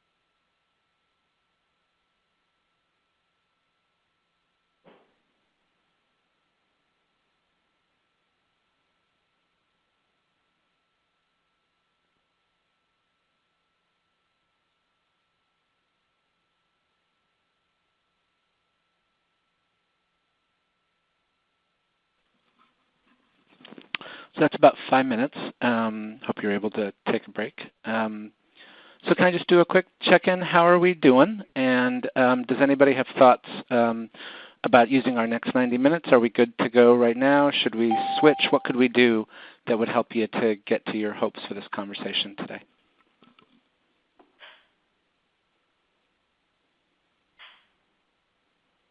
This is Joy. This is really useful for me to see realistic applications of solution-focused interviewing, especially the examples that have been used about what was done on the spot to see how to make this, really meaningful. Great. So it sounds like if we keep it to the realistic, that's really helpful. It is for me. For me, I love the conversations, and I would like maybe a little bit more dabbling in the actual modules. Okay. Marianne, if there's an area in particular, I'll ask you to hold for now, but if there's a particular area in the modules that you want us to take a look at, like why don't you let me know in a minute, but let's just kind of collect up and see where we are. Other folks?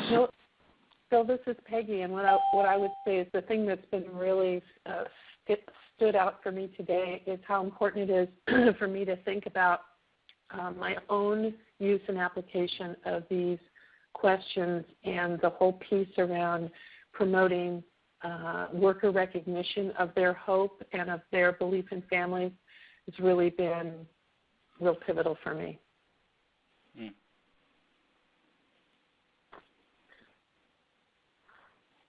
Phil, I really did like how before sort of diving into the PowerPoint around solution-focused questions that you did a very nice pause of sort of giving us an umbrella. I know you said that the term worldview was a little too strong, but I like that was sort of the platform of really understanding the value of solution-focused questions, just in terms of the practice and the work, and just not about the technical elements of it. And so I appreciate that backdrop. Yeah, thanks.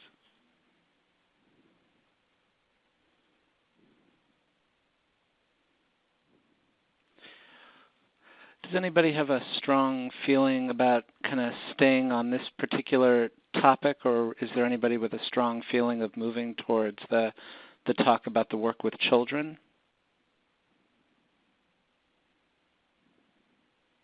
I won't do a poll this time, I promise. Yes. I think it would be nice to have some similar reflective questions about folks that have tried some of this work with workers related to the tools with kids. Okay. Anybody with a strong different opinion or similar opinion? This is Pat. I agree with Peggy. I'd love to hear some other reflections on working with children. Okay.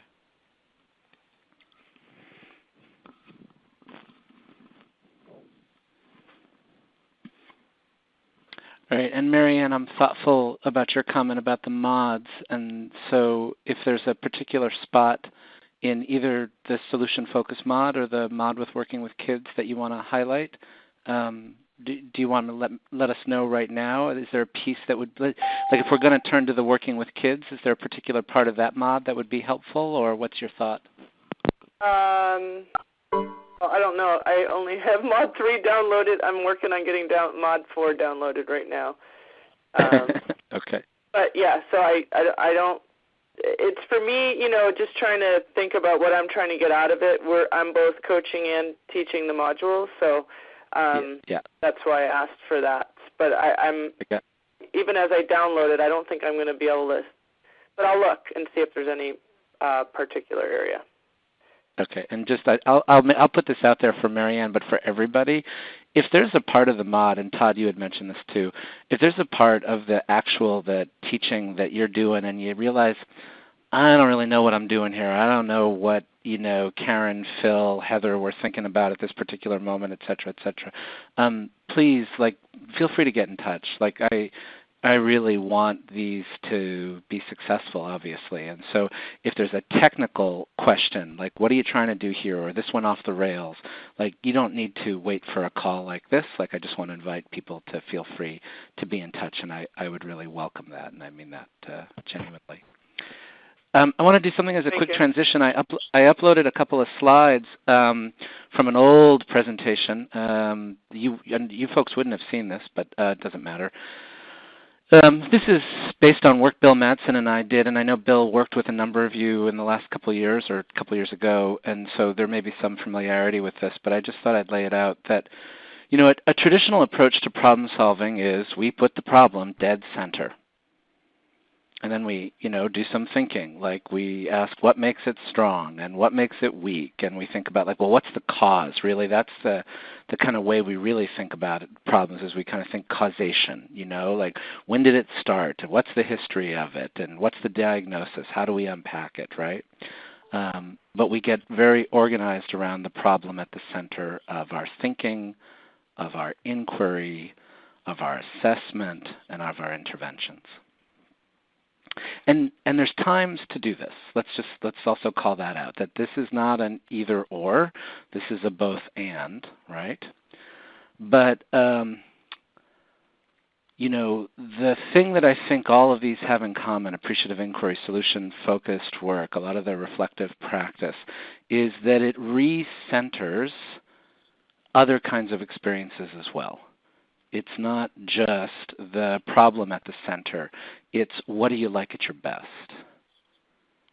You know, it's has there ever been a time, like if you think about an exception question, so let's just try to get it real. You're talking with a parent, or you're talking with a worker who's talking with a parent who's got a substance abuse problem, and you're trying to encourage them to ask an exception question. Has there ever been a time when you could have picked up but didn't? Has there ever been a time that before you picked up you managed to find a sober safe adult to watch your children? You know, you're centering that exception just like on this slide. And then your inquiry is the sides of this. How did you do that? What were you, what went into that? Who'd be proudest that you were able to do that? Was this the first time you've done it, or have you done that before? That's kind of like this whole left side of the slide. And then the right side is what makes it hard to do that more often? What's getting in your way, right? So, and it's not the thing I think we've been reasonably successful at in teaching this material in the last couple of years, and I think we were not, I was not as successful earlier in my life, was, you know, I think we kind of just, all we did was talk about what's at the center of this slide. You at your best, you know, mom loves her daughter, you know, dad plays basketball with his son on the weekends. And, you know, we didn't talk about the meth use, and we didn't talk about the physical abuse, and we didn't talk about the danger and the violence. And so when you ask someone an exception question, when you ask somebody, what do you like at your best, you know, we're still going to say what gets in the way of doing that. And we're going to be rigorous about that. But it's different, right, than putting this at the center, you know? And I think, I want to get your thoughts about this if this is a helpful way. This may not be new for anybody on this call, but I think what you're doing as coaches, and in the training of the mods, you know, there's a lot of those reflective exercises, right? I think what you're trying to do is a version of this. Is you're trying to surface people's best work. So Veronica pauses the TDM worker after the TDM and says, I noticed you asked that question. How did you do that? Why did you do that? What helps keep that going? You know, that's on the left side of this. And then, you know, what gets in the way of your doing that more often?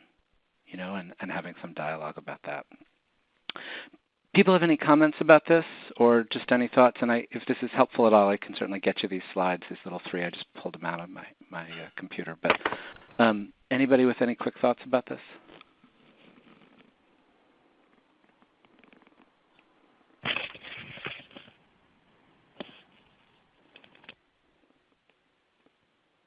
love the slides for sure. I do too.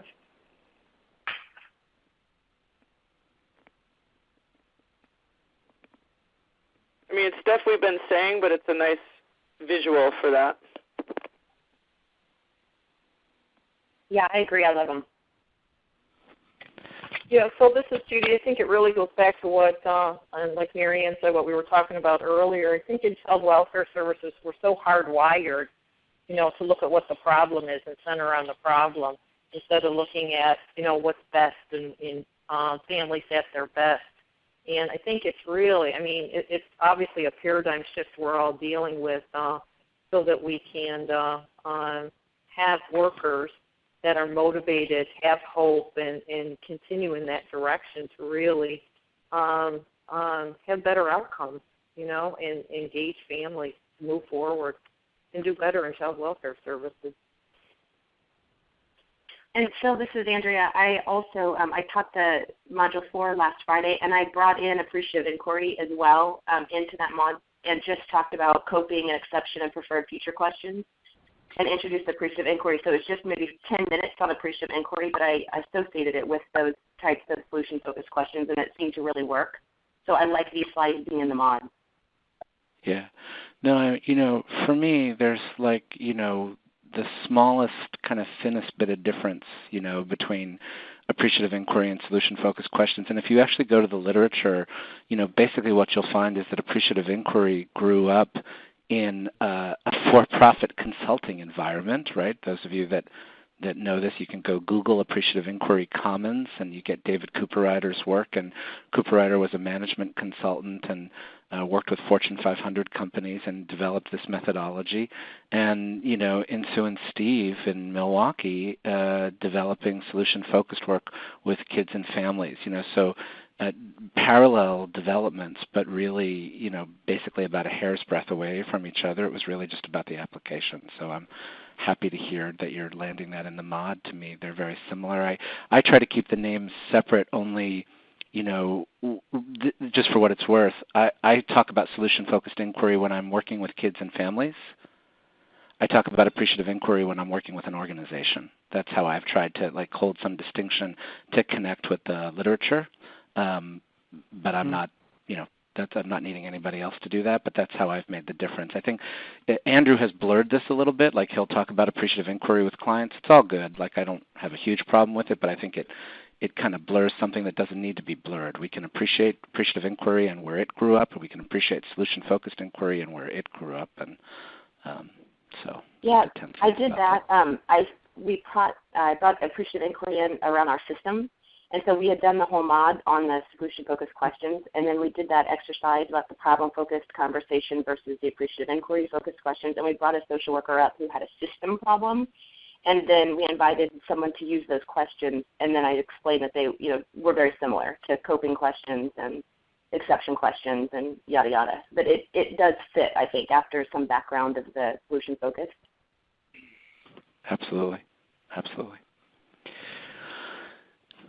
Well, let me move ahead. It sounds like we had a little movement to talk about the kids and spend our last hour that way. Very quickly, I did a very quick outline and scan of what's in Mod 3. Almost all of these modules have an opening reflective exercise. They essentially have an appreciative inquiry exercise. So the Module 3.1 has an interviewing at your best moment at the beginning. Then there's a section around the purpose of interviewing children. Why do we do this? And many of you would be familiar with kind of there's two buckets there. There's a part about kids kind of, being people that can report, and also that children are witnesses, which I think often is a really important point. And I guess actually even before pushing ahead, and I'll just walk through this bullet list really quickly, but the thing I find that lands strongest for a lot of people is the reminder that this work is about children, and some of you have heard me say this thing, in my travels, there's 3 things that you need to open a child welfare case. What's the first? You need a child. And that in the urgency of fear and paperwork and cases and just like everything that we get socialized into, that we can forget that this work is supposed to be about kids. And so, this is a reminder about that. And so that kind of interviewing at our best kind of gets people into that, into a reflective space. There's some didactic material about the purpose of interviewing children, stages of interviewing children, techniques for interviewing children, connections to SDM. And then we get into the techniques which are most closely associated with safety organized practice, 3 houses and safety house. And so, and I'm increasingly, and Byron, would be able to tell this story. Todd,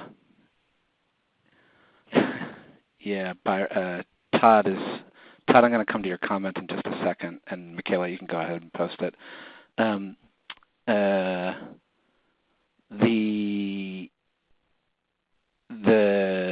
Byron could tell this story. I'm increasingly clear after also Nikki coming around over the summer that 3 houses, while we talk about it as a tool for engaging children, is really something much broader than that. And 3 houses in New Zealand is something that's used with families, is something that's used with communities, is something that's used with adults. And so I increasingly actually am ambivalent about even like thinking about it as a strategy for children. Todd makes a comment. I just want to say something about there's a Bo Derek picture in Mod 4 on a scale of 0 to 10. It's absolutely inappropriate, and I hate that word. It shouldn't be there, and I feel some sense of sheepishness that it got in there. And we've taken it out. If you go to I'm pretty sure if you download the latest version, it's not there. Todd, if it is there, shoot me an email and just let me know. And I know we fixed it on the San Diego external site. If it's not fixed on the other site, let me know and I'll take care of it. It was a mistake and it shouldn't be there. It gets us into a whole place. Around the discourse of women and women's bodies, and it shouldn't have been in there. So I apologize for that, and we do our best to be thoughtful about our own biases and the way our own lenses and humor can fall into these, and try to be thoughtful about it. And that's a place we definitely didn't catch it. And Todd is saying to me, "It's still there, Phil." So I'll get it taken care of. So thank you. So tell me, team, what are you learning about teaching this stuff? What are you learning about coaching this stuff? What's it been like? What's been your journey with this? Sometimes people say 3 houses is the gateway drug for safety organized practice. Is that your experience? Is it different? What's a story or two about trying to teach this work and coach this work?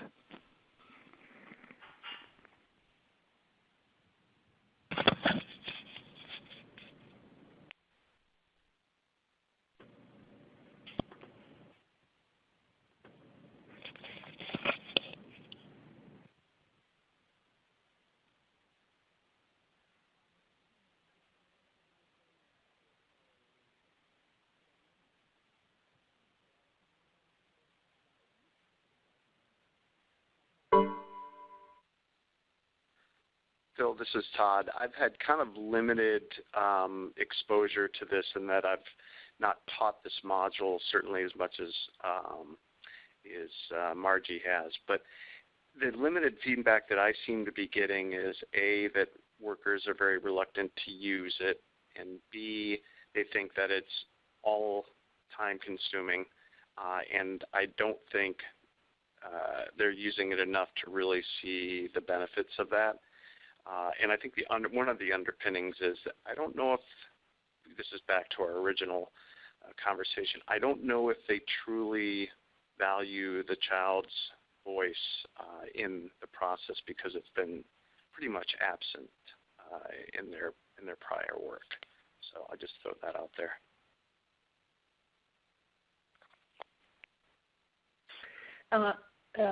Phil, this is Peggy, and what I would say is that we are really in Santa Barbara County trying to take a new look at what is a qualitative assessment that occurs during, and I'm sorry to keep harping, our monthly home visits to really see our visits with children and caregivers and parents as assessments as opposed to drive-bys.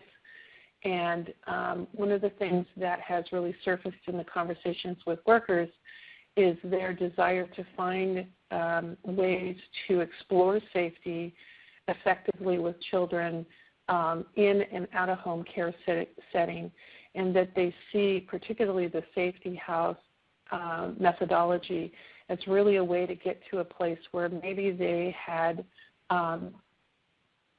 they didn't have the equipment, or they maybe didn't go as deeply as they might in having that intentional conversation with kids on a regular basis. And while I'm not saying that they would do the safety house or the 3 houses every single time they saw a child, that it's given them some improved confidence and really an increased awareness about being intentional around exploring for safety.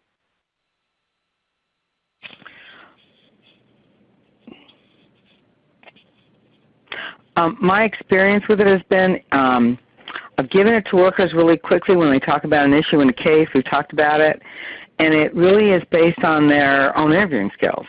So if they like the kid and they engage the child, the 3 houses tends to go well. If they don't engage the child, or I actually had a worker get into a power struggle with the kids over the 3 houses, so they don't get the essence of interviewing children, they struggle with it. The part that's fascinating to me is when we do it quickly in the 2 or 3 day overview, I have a set of workers that will go out and do it and love it.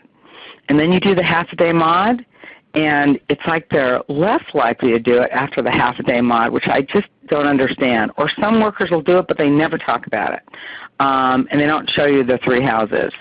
And then other workers, as Todd said, are resistant to using it because of time constraints. But I also find that it's kind of like the workers who really get interviewing kids. This is a great tool. They like it. We give them a kit in the Bay Area Academy that has paper and markers in it, so they got it with them, which they love. They actually swipe them, which I think is great. They take extras. It works really well. The one that is less successful, I think, is the safety house, because by the time you go through the mod, there's very little time for the safety house. They actually would like to practice the 3 houses more, but you got to go to the safety house. And that actually needs a lot more time because it's a lot more complex, and the use of it's complex. By the way, I love the Dawn story. It works really well. So that's from my experience. I saw Nikki Wells here. What's happening up north is they use it too much. They actually had a kid say, please don't 3 house me again. So it's getting overused, which is kind of amusing. Too much of a good thing.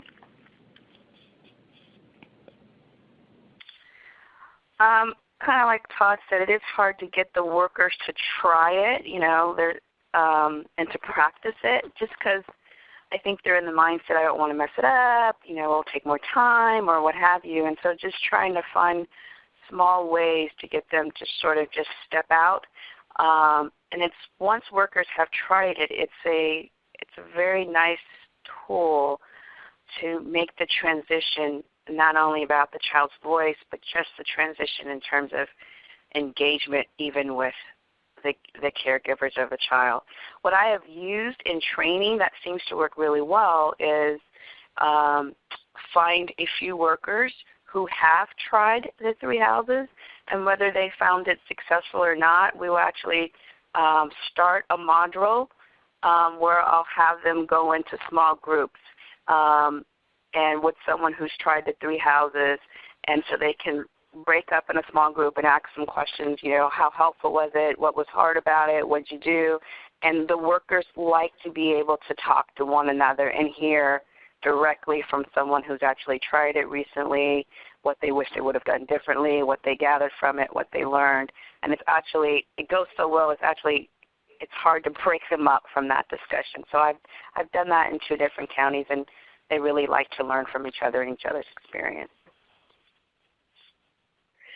What I have found is that the workers, while they may be excited about going to try it, they need more coaching, and I need to emphasize it more in the mod about the use of the 3 houses in the relationship with the parents and then ultimately in decision making. I think the workers that I've brought into the modules that have been able to say this is the impact on the parents as they saw what their child drew or said, that's where I think it's been the most impactful. But I think in my own training and my own coaching, I've realized that I'm not stressing that enough, that there's more to do after you get the child's voice. It's what you do with the child's voice. I'm thinking I need to coach that more and train that more because I'm rarely hearing sort of the finish line of the story being, how it impacted the decision or how it impacted the parent or how it impacted the child being able to give their voice. But I think we're just kind of stopping maybe in Fresno a little bit prematurely with just getting the child's voice and then having the social worker experience kind of an aha moment and stopping short of then that sort of going back to the parents and going back to the team, with all kinds of permission from the child, et cetera, et cetera. So I think I need to coach more the second half of that piece, and maybe I have been missing some opportunities, which I'm just now kind of thinking about.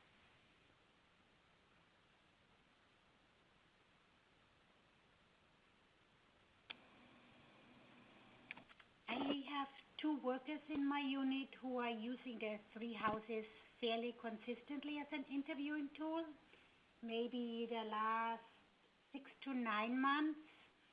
And what I have noticed that in about, I'm trying to give it a percentage now, that in 10 to 15%. Hey, Helga, I'm having a really hard time hearing you. Are you far away from the phone?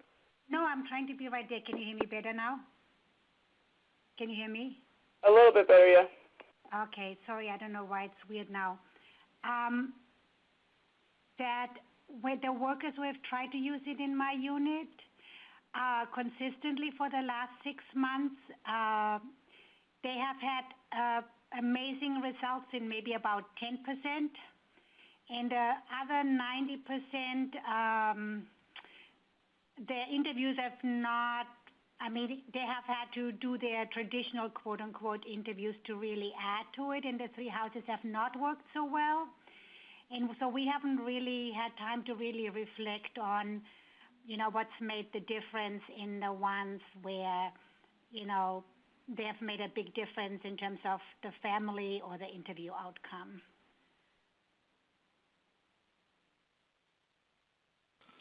Helga, if you did have the time, what would you do?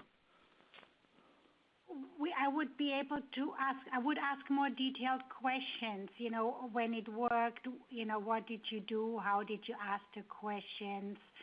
I have to say we've not done that, unfortunately. We have not, we have used it more for case consultation as opposed to reflecting on the technique itself, because I'm, as an ER supervisor, I'm more focused on using the tool as opposed to reflecting on how to use it. So I'm trying to make more time for that. And I'm not sure, maybe it doesn't always make a difference. Maybe in 90% of the cases you can get the same outcome by using the traditional tool, and it only makes a difference in 10% in terms of, wow, that's made a huge impact on the family or the child. Thanks.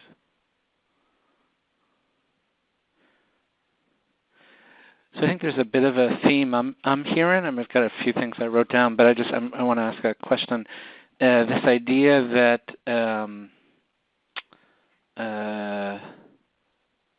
this is not as easy as it looks, especially perhaps the safety house, but then also kind of an extra degree of motivating people. And I guess I'm just wondering, does anybody have a story from kind of coaching work or from the mod where they were able to get somebody really excited about giving this a try? And what would you want to share with your colleagues on this call? What do you find is working for getting people excited about these practices?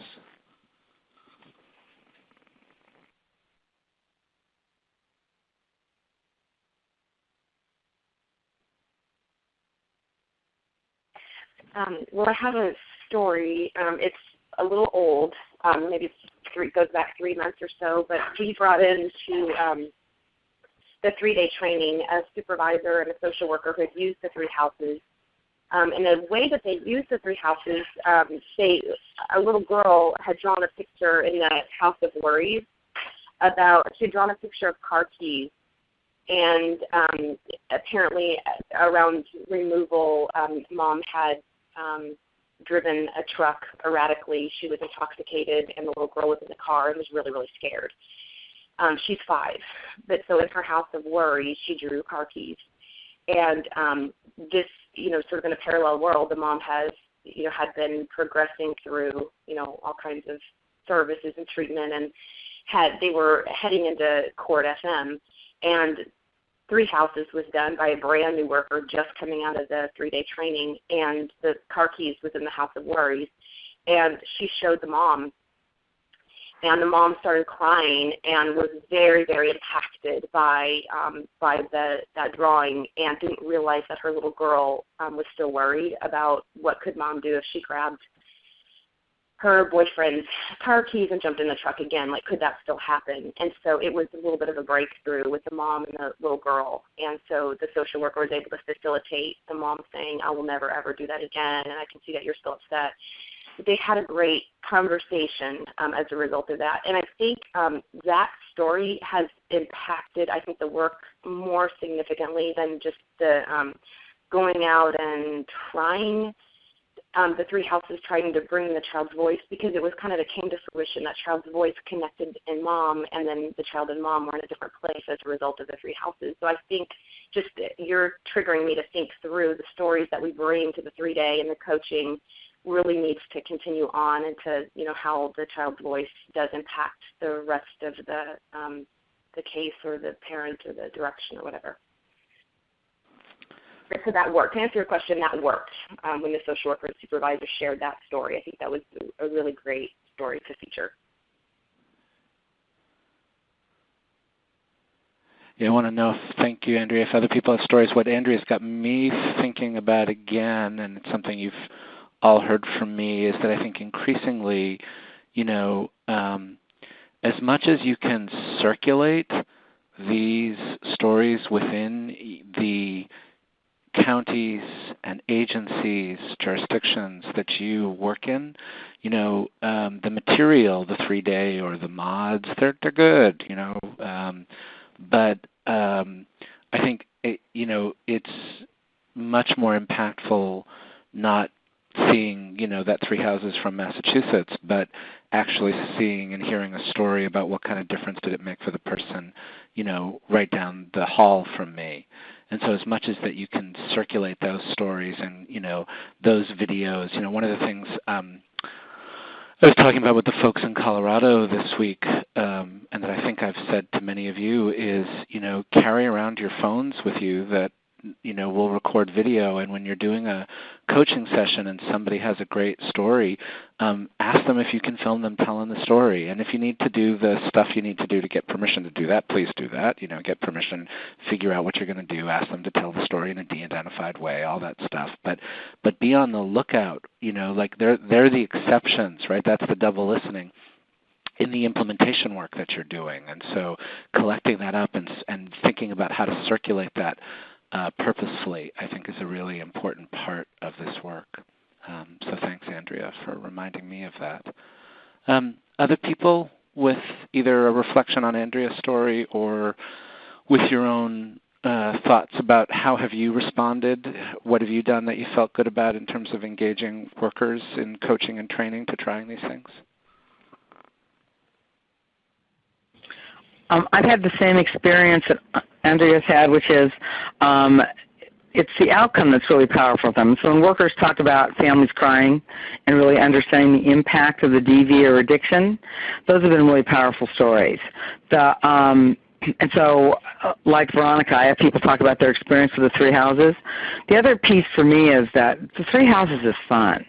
And so, I talked a little bit about interviewing children, and that the more there's a lightness to it, that you're doing something fun, the kid doesn't have to look at you, the more engaging that process is for both the worker and the kid. And so they actually like that thought that you want to add a smidgen of lightness to your interview. The thing they struggle with, and actually maybe something that we want to brainstorm out, is that they just want more. That's why I did the solution-focused interviewing before the 3 houses Joy and I did, just to try that out. They need the questions to follow up when the kid's drawing. And so that's their biggest struggle. It's like they don't know what to ask to get the depth of the 3 houses without getting detail that they actually don't want. So if I was going to add something to the curriculum, it would be, what questions do you ask, beyond the first couple of questions, because that's what they've been asking me for. And then we talk about that and we work on questions, and the room works on questions, and they kind of build questions. But it'd be a nice piece to add to the curriculum.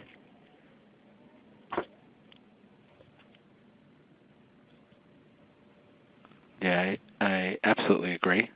And I see Peggy does too. Peggy, do you have a thought? Sorry, I had to get off mute there. I think that Margie's point is super well taken, that really it's not about the simplicity of the methodology for the 3 houses. It's about being able to dig deeper into the communication with the child using the solution-focused questions. And I also really appreciated Andrea's point around, where do we take what we've done with a child from here, and making sure that there's a lot of intentionality around, this isn't just something to do with a kid, but it's ultimately, where are the avenues to create safety from that dialogue. Yeah, it's like, great, you've got these pictures, but then what are we doing next? So, yeah. Other folks, just with a reflection on Andrea's story or Margie's story, or just your own work at kind of motivating workers, getting folks excited about this?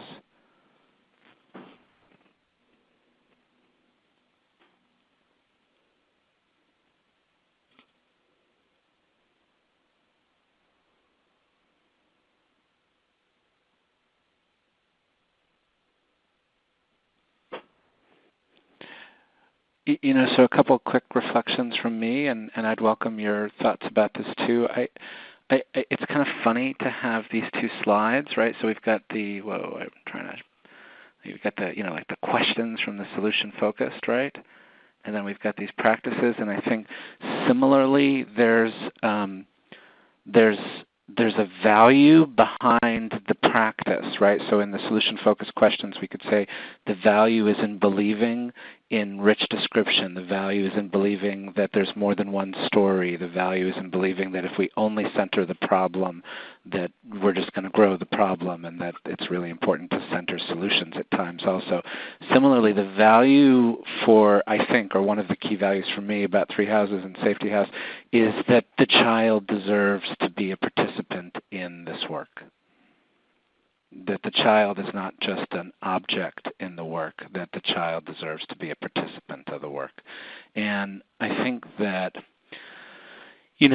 sometimes people that I've seen, workers, practitioners, they can engage with the tools, 3 houses, Safety House, and it reminds them how important it is that children are participants in the work. And other times you have to kind of go at the value and help them remember that, oh yeah, kids are supposed to be important in the work. And then there's more motivation for 3 houses or Safety House or things like this, So I think somebody said it in the beginning, it might have been Margie, I'm not sure, but just this piece about valuing children's voices.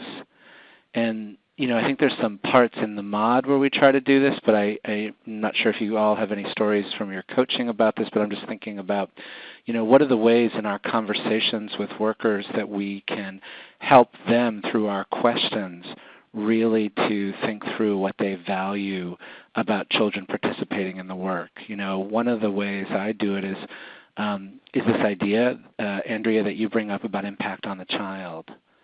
And so one of the questions you'd all have heard me ask is, how are we going to find out? what are the different ways we're going to find out about what was the impact on the child? Who can we talk to? Why would we talk to them? And so really trying to get at it through questions, because if there's some agreement that question about impact is a useful question, then I think we can immediately go to, well, how would we know? I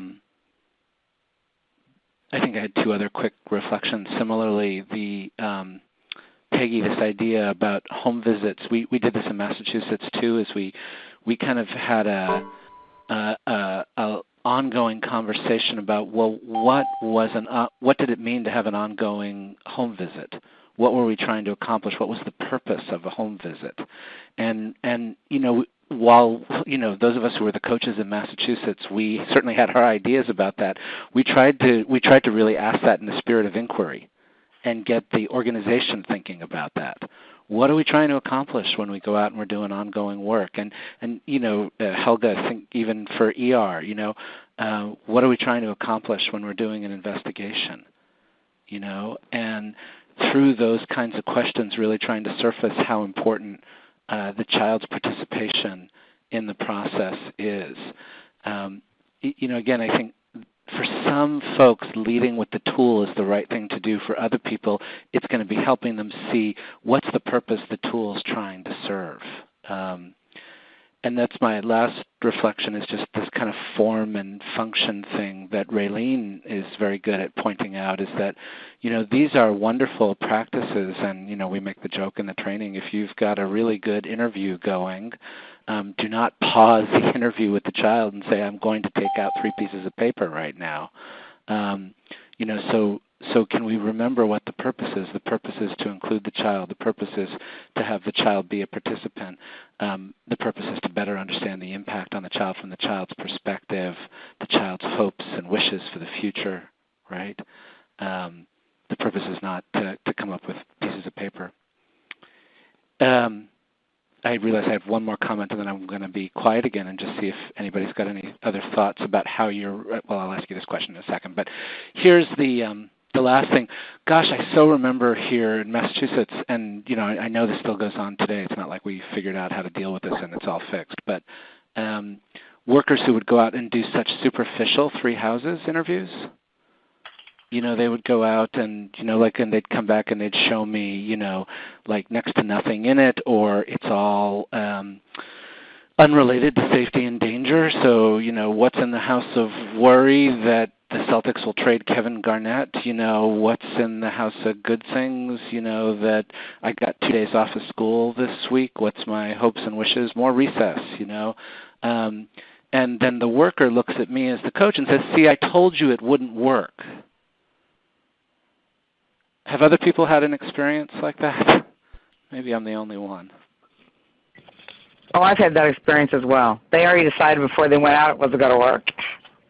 Yeah. And what do you find yourself saying, Marcie, in response? What do you find yourself doing at those moments? I just sort of go back to, what actually usually they have more than they know. So I usually go back to what about it worked, and what did you learn from the experience, and what information do you have? And so they usually have more than they know. And then I talk about, what might have interfered with the 3 houses, trying to get them to look at, usually it's that they didn't engage the kid to start with, or they already had an agenda. Or they don't like, the one of my favorite was they don't like the kids. So it doesn't matter what you do, they don't like them. So we just talked about what some of the barriers were to interviewing those kids and trying to look at what they've done that works for those barriers. Instead of smacking them. I didn't smack them. Glad for your restraint. Yes.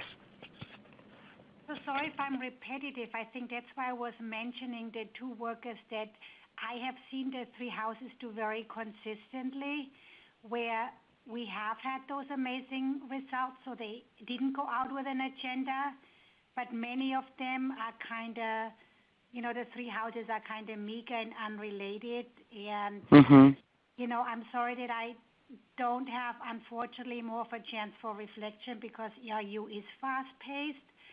So I'm not sure if it's, the surrounding or the child or the allegation or there's many things that could fit in. So, and I think that's why I was saying, and I think that's maybe why some of the amazing stories are not that many because, maybe the amazing results are only a certain percentage and the rest of them is mediocre, and maybe that's fine too, because maybe just like any interview, sometimes they just don't go that well. And maybe that's something that we just have to, and we can reflect more, but I guess I'm just saying maybe remember. It would be great, and maybe the SF coaches can do this, to ask those workers what was different in that 10%. What was it about the 10%? It'd be really interesting. It'd be great then to add it to the class. It's like, from workers in California, here's when it goes well, here's what helps it go well. Yeah. I'll definitely try to make the time to sit down with them and analyze it.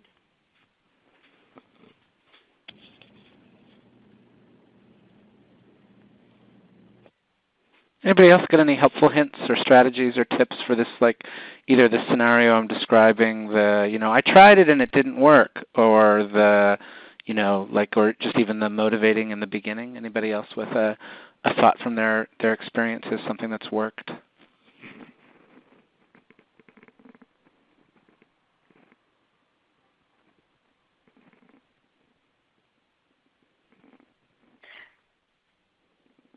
I guess my question would be, what is working look like? When it works, what was the expectation going in? Good. What are you thinking?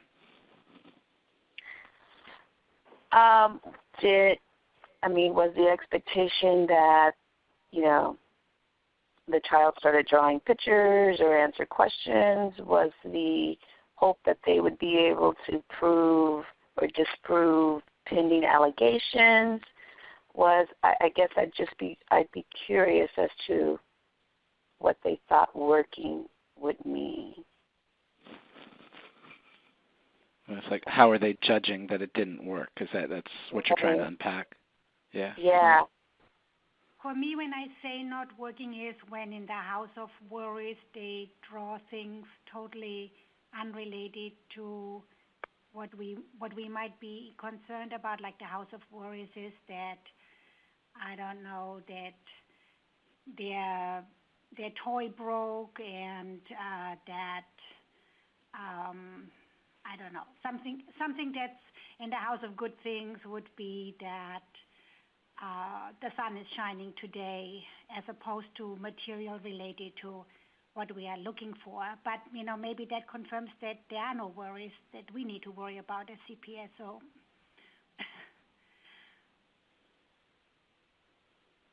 Like the example that Phil brought earlier, when workers bring back houses that don't have much of a substance, that's what I mean by not working. Yeah. Okay.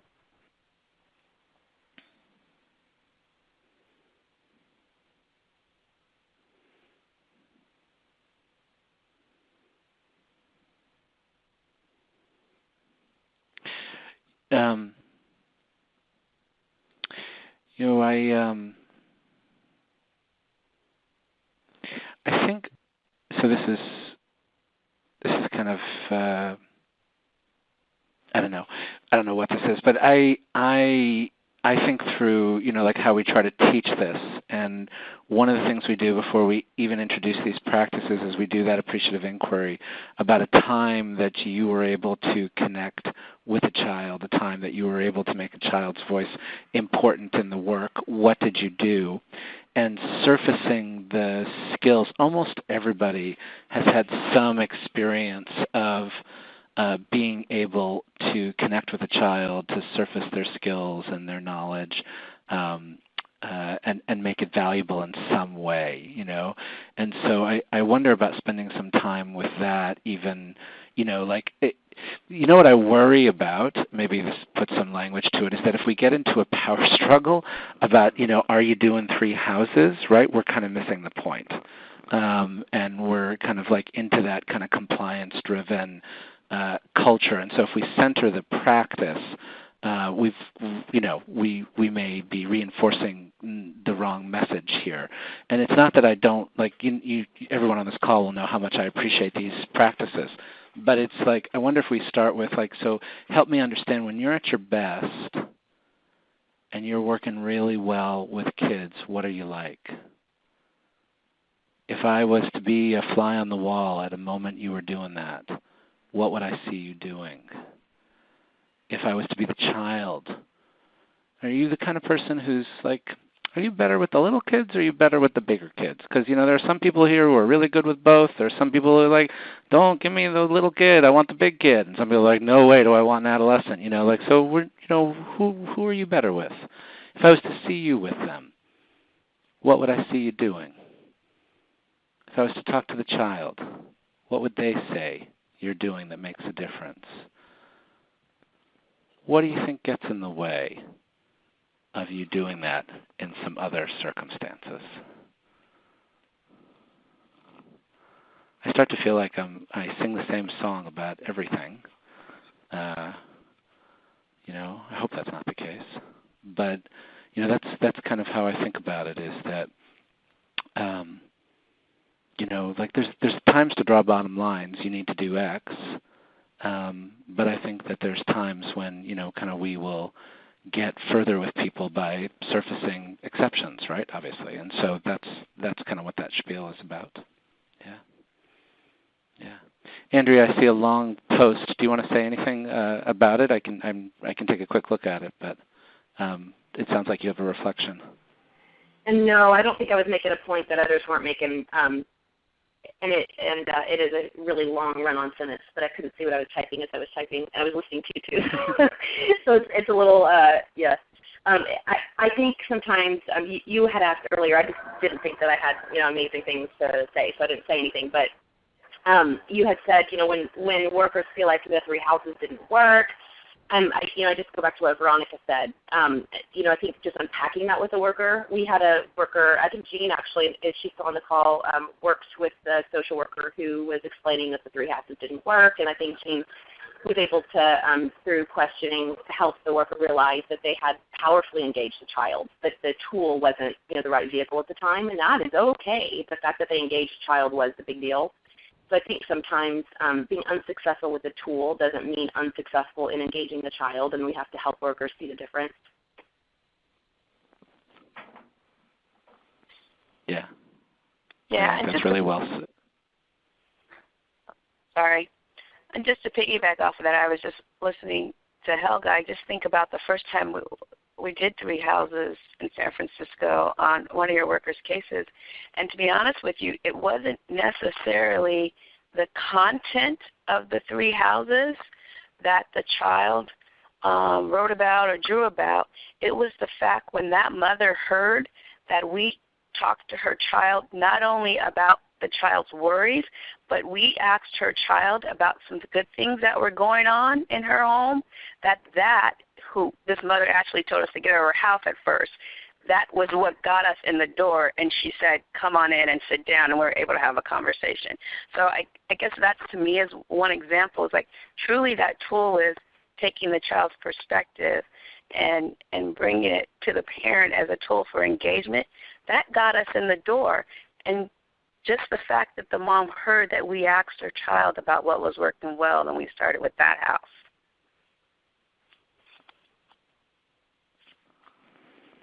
Yeah, I think that's really well said, right? The process will take you there into places, like even if the content of what the drawing is not what you expect, or what seems so fancy. I wasn't sure, Jean. It sounded like Andrea said that you were part of this moment of kind of helping this worker think through it. But did you want to say anything about that particular moment? I'm not sure if you're still on the call. Yeah, I'm still on the call, and I'm trying to recall that moment. But I think it was more important for the worker to realize that just the fact that the youth was just excited that they were asking for their opinion and asking for their input, and that the engagement between the worker and the child changed, because the worker realized now that she was advocating and asking the child for their opinion as opposed to assuming that they already knew what was best for the child. So it was very enlightening for the worker to get a different perspective and a different viewpoint on how it's important to really engage the child and ask their opinion and get and to actually ask them how they feel about what's going on in their lives.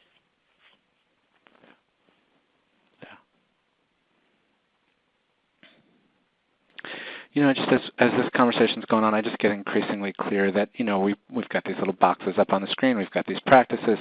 This is really a proxy for depth in the work, right? It's really a proxy for collaboration in the work, and maybe it shouldn't surprise us. How about this? Maybe it shouldn't surprise us that this is hard, right?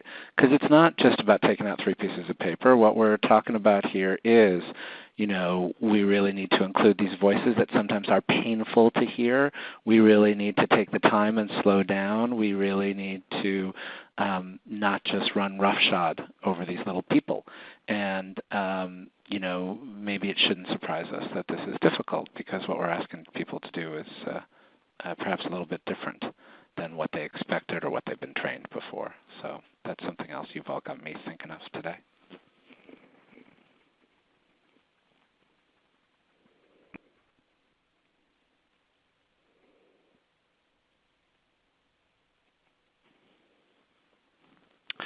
So we have about 20 minutes left. I am wondering, we'll do a little plus delta before we end today, but I'm wondering kind of what this has got percolating for you. So we had these 2 topics of kind of solution-focused questions and the working with kids.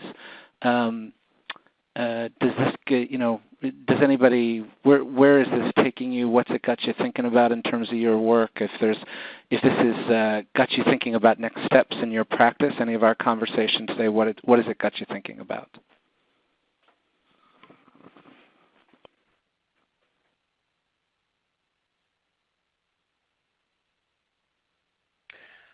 Phil, this is Peggy. One of the things I think that stands out for me in just the most recent dialogue is how important it is in framing the use of this approach in engaging kids in terms of purpose and context.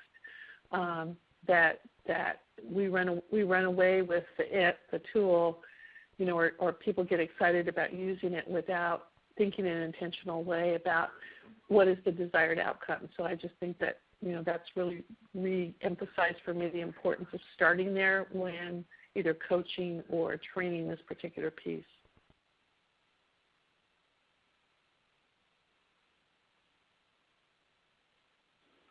Thanks, Peggy. Other people, what's this conversation got you thinking about in terms of next steps in your own work, if any?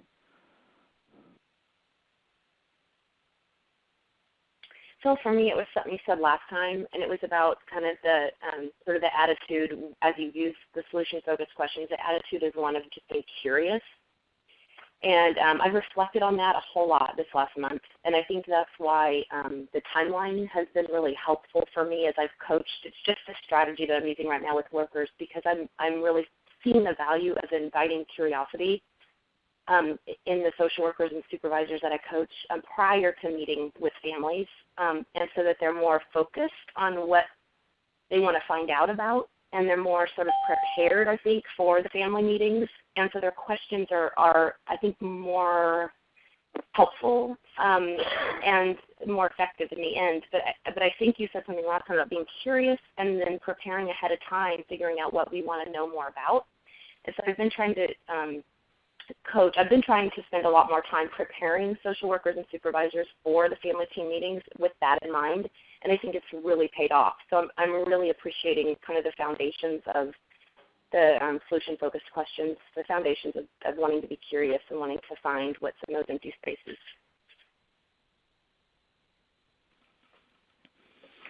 Thanks, Andrea. I'm super glad that was helpful, and I think I heard Peggy, you mentioned that earlier.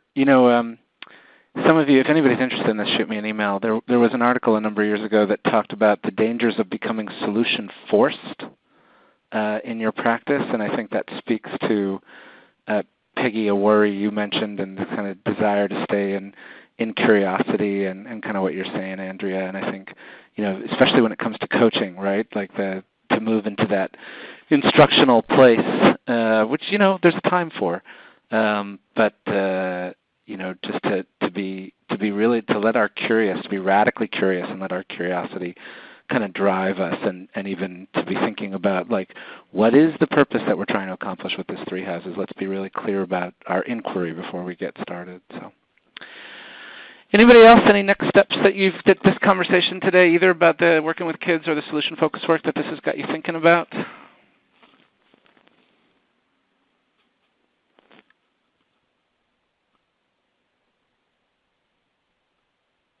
Bill, for me, I think the difficulty in this work is you can teach the modules and you can kind of get the yes and I get this, but you really only see kind of the individual worker bias generated in a specific context if they're presenting a case, etc. So for me, for next steps, it's really just about being more comfortable in reflecting back to them where they are through these solution-focused inquiries or questions.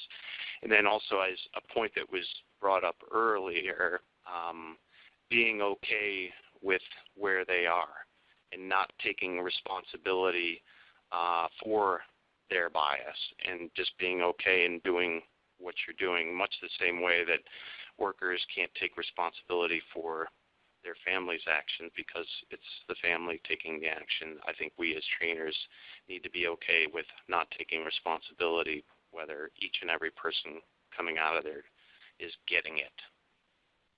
Yeah.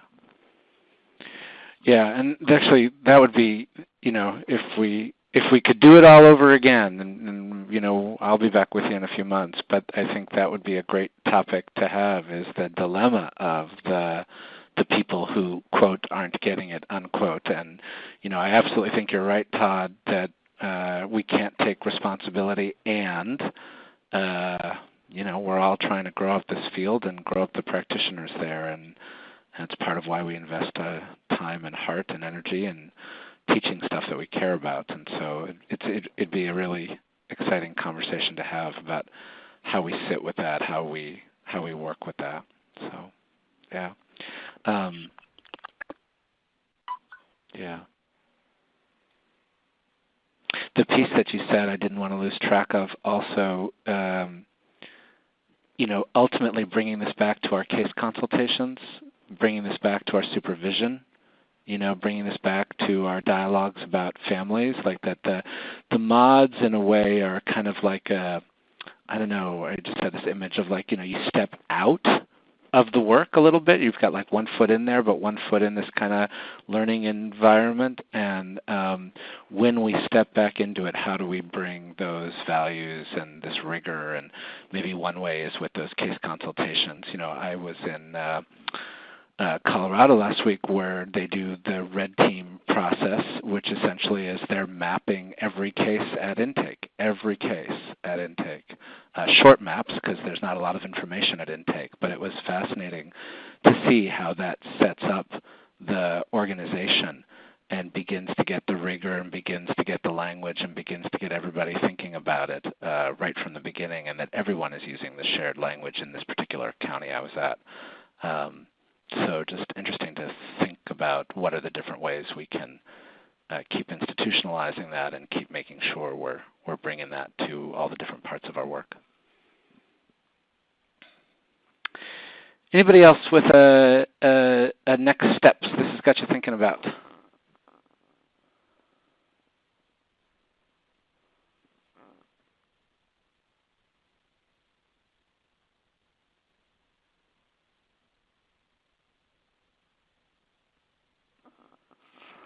Let's do a little plus delta. How'd we do today, folks? What did we do today that was useful for you, that was valuable for you, that moved us close towards the hopes when we first checked in?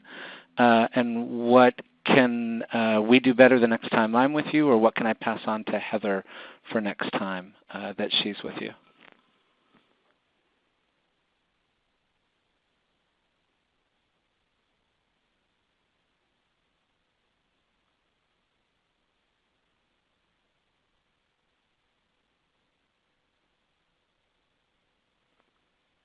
Let me just say, from my point of view, I really loved people sort of anchoring our dialogue in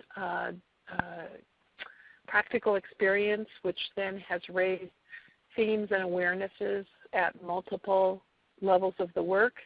And so that really landed well for me in terms of being useful, in terms of I'm actually headed out into a coaching session right now, and I thought to myself, I got some words I can put on my piece of paper to remember to be focused on my questions in the area of hope, in the area of exceptions and coping and all of those things, and so it was really helpful to hear about practical usage. Thanks, Peggy. Other folks with similar or different experiences, things we can do better?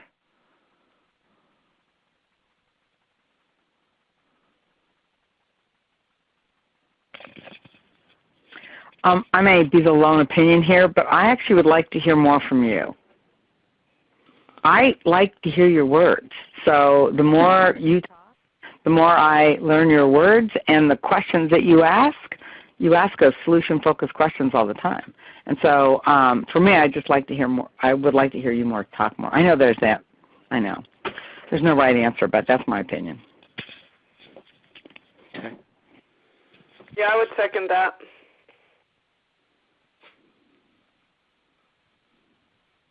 Okay. I agree.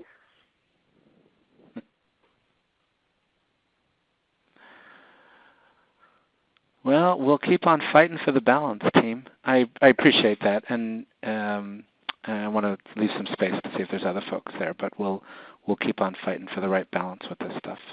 So other people with, yeah. Question. You had sort of just, I don't know, it seemed like kind of incidentally at one point mentioned that, or I think you were even apologizing that last time you felt it was too didactic. Was that on your own reflection, or was that feedback from us, or?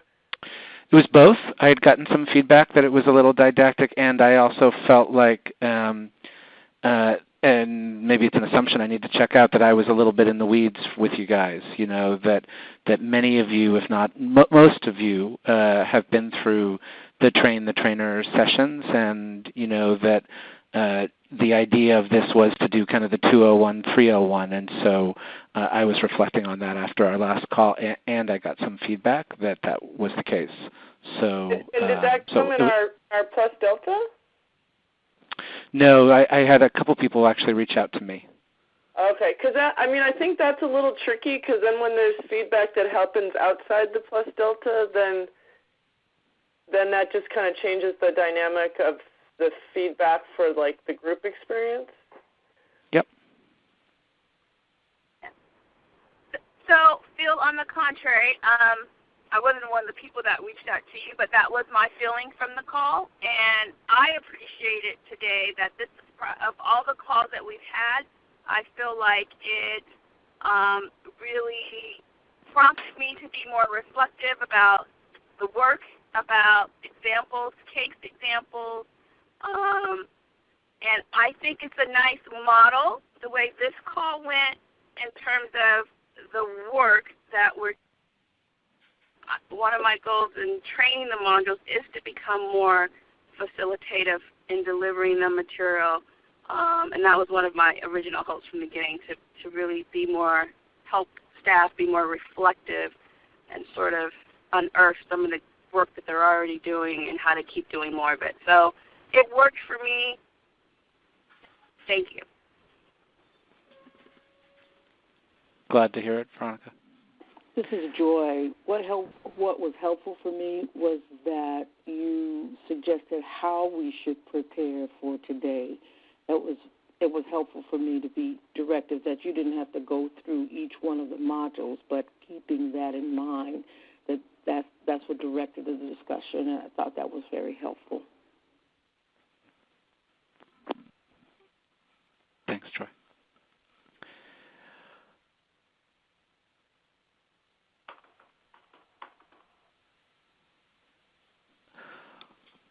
Well, I'm going to suggest that we wrap up. I think there is this piece hanging, and I'll share this with Heather. And if you all have thoughts, maybe you could send them to Michaela, Judy, or Judith, Jennifer, and we could do some emailing in between if anybody, has any brilliant ideas. I think, I said this in my little email, I think we're trying to walk a both and here, and I'm comfortable with the tension that creates. It is what it is.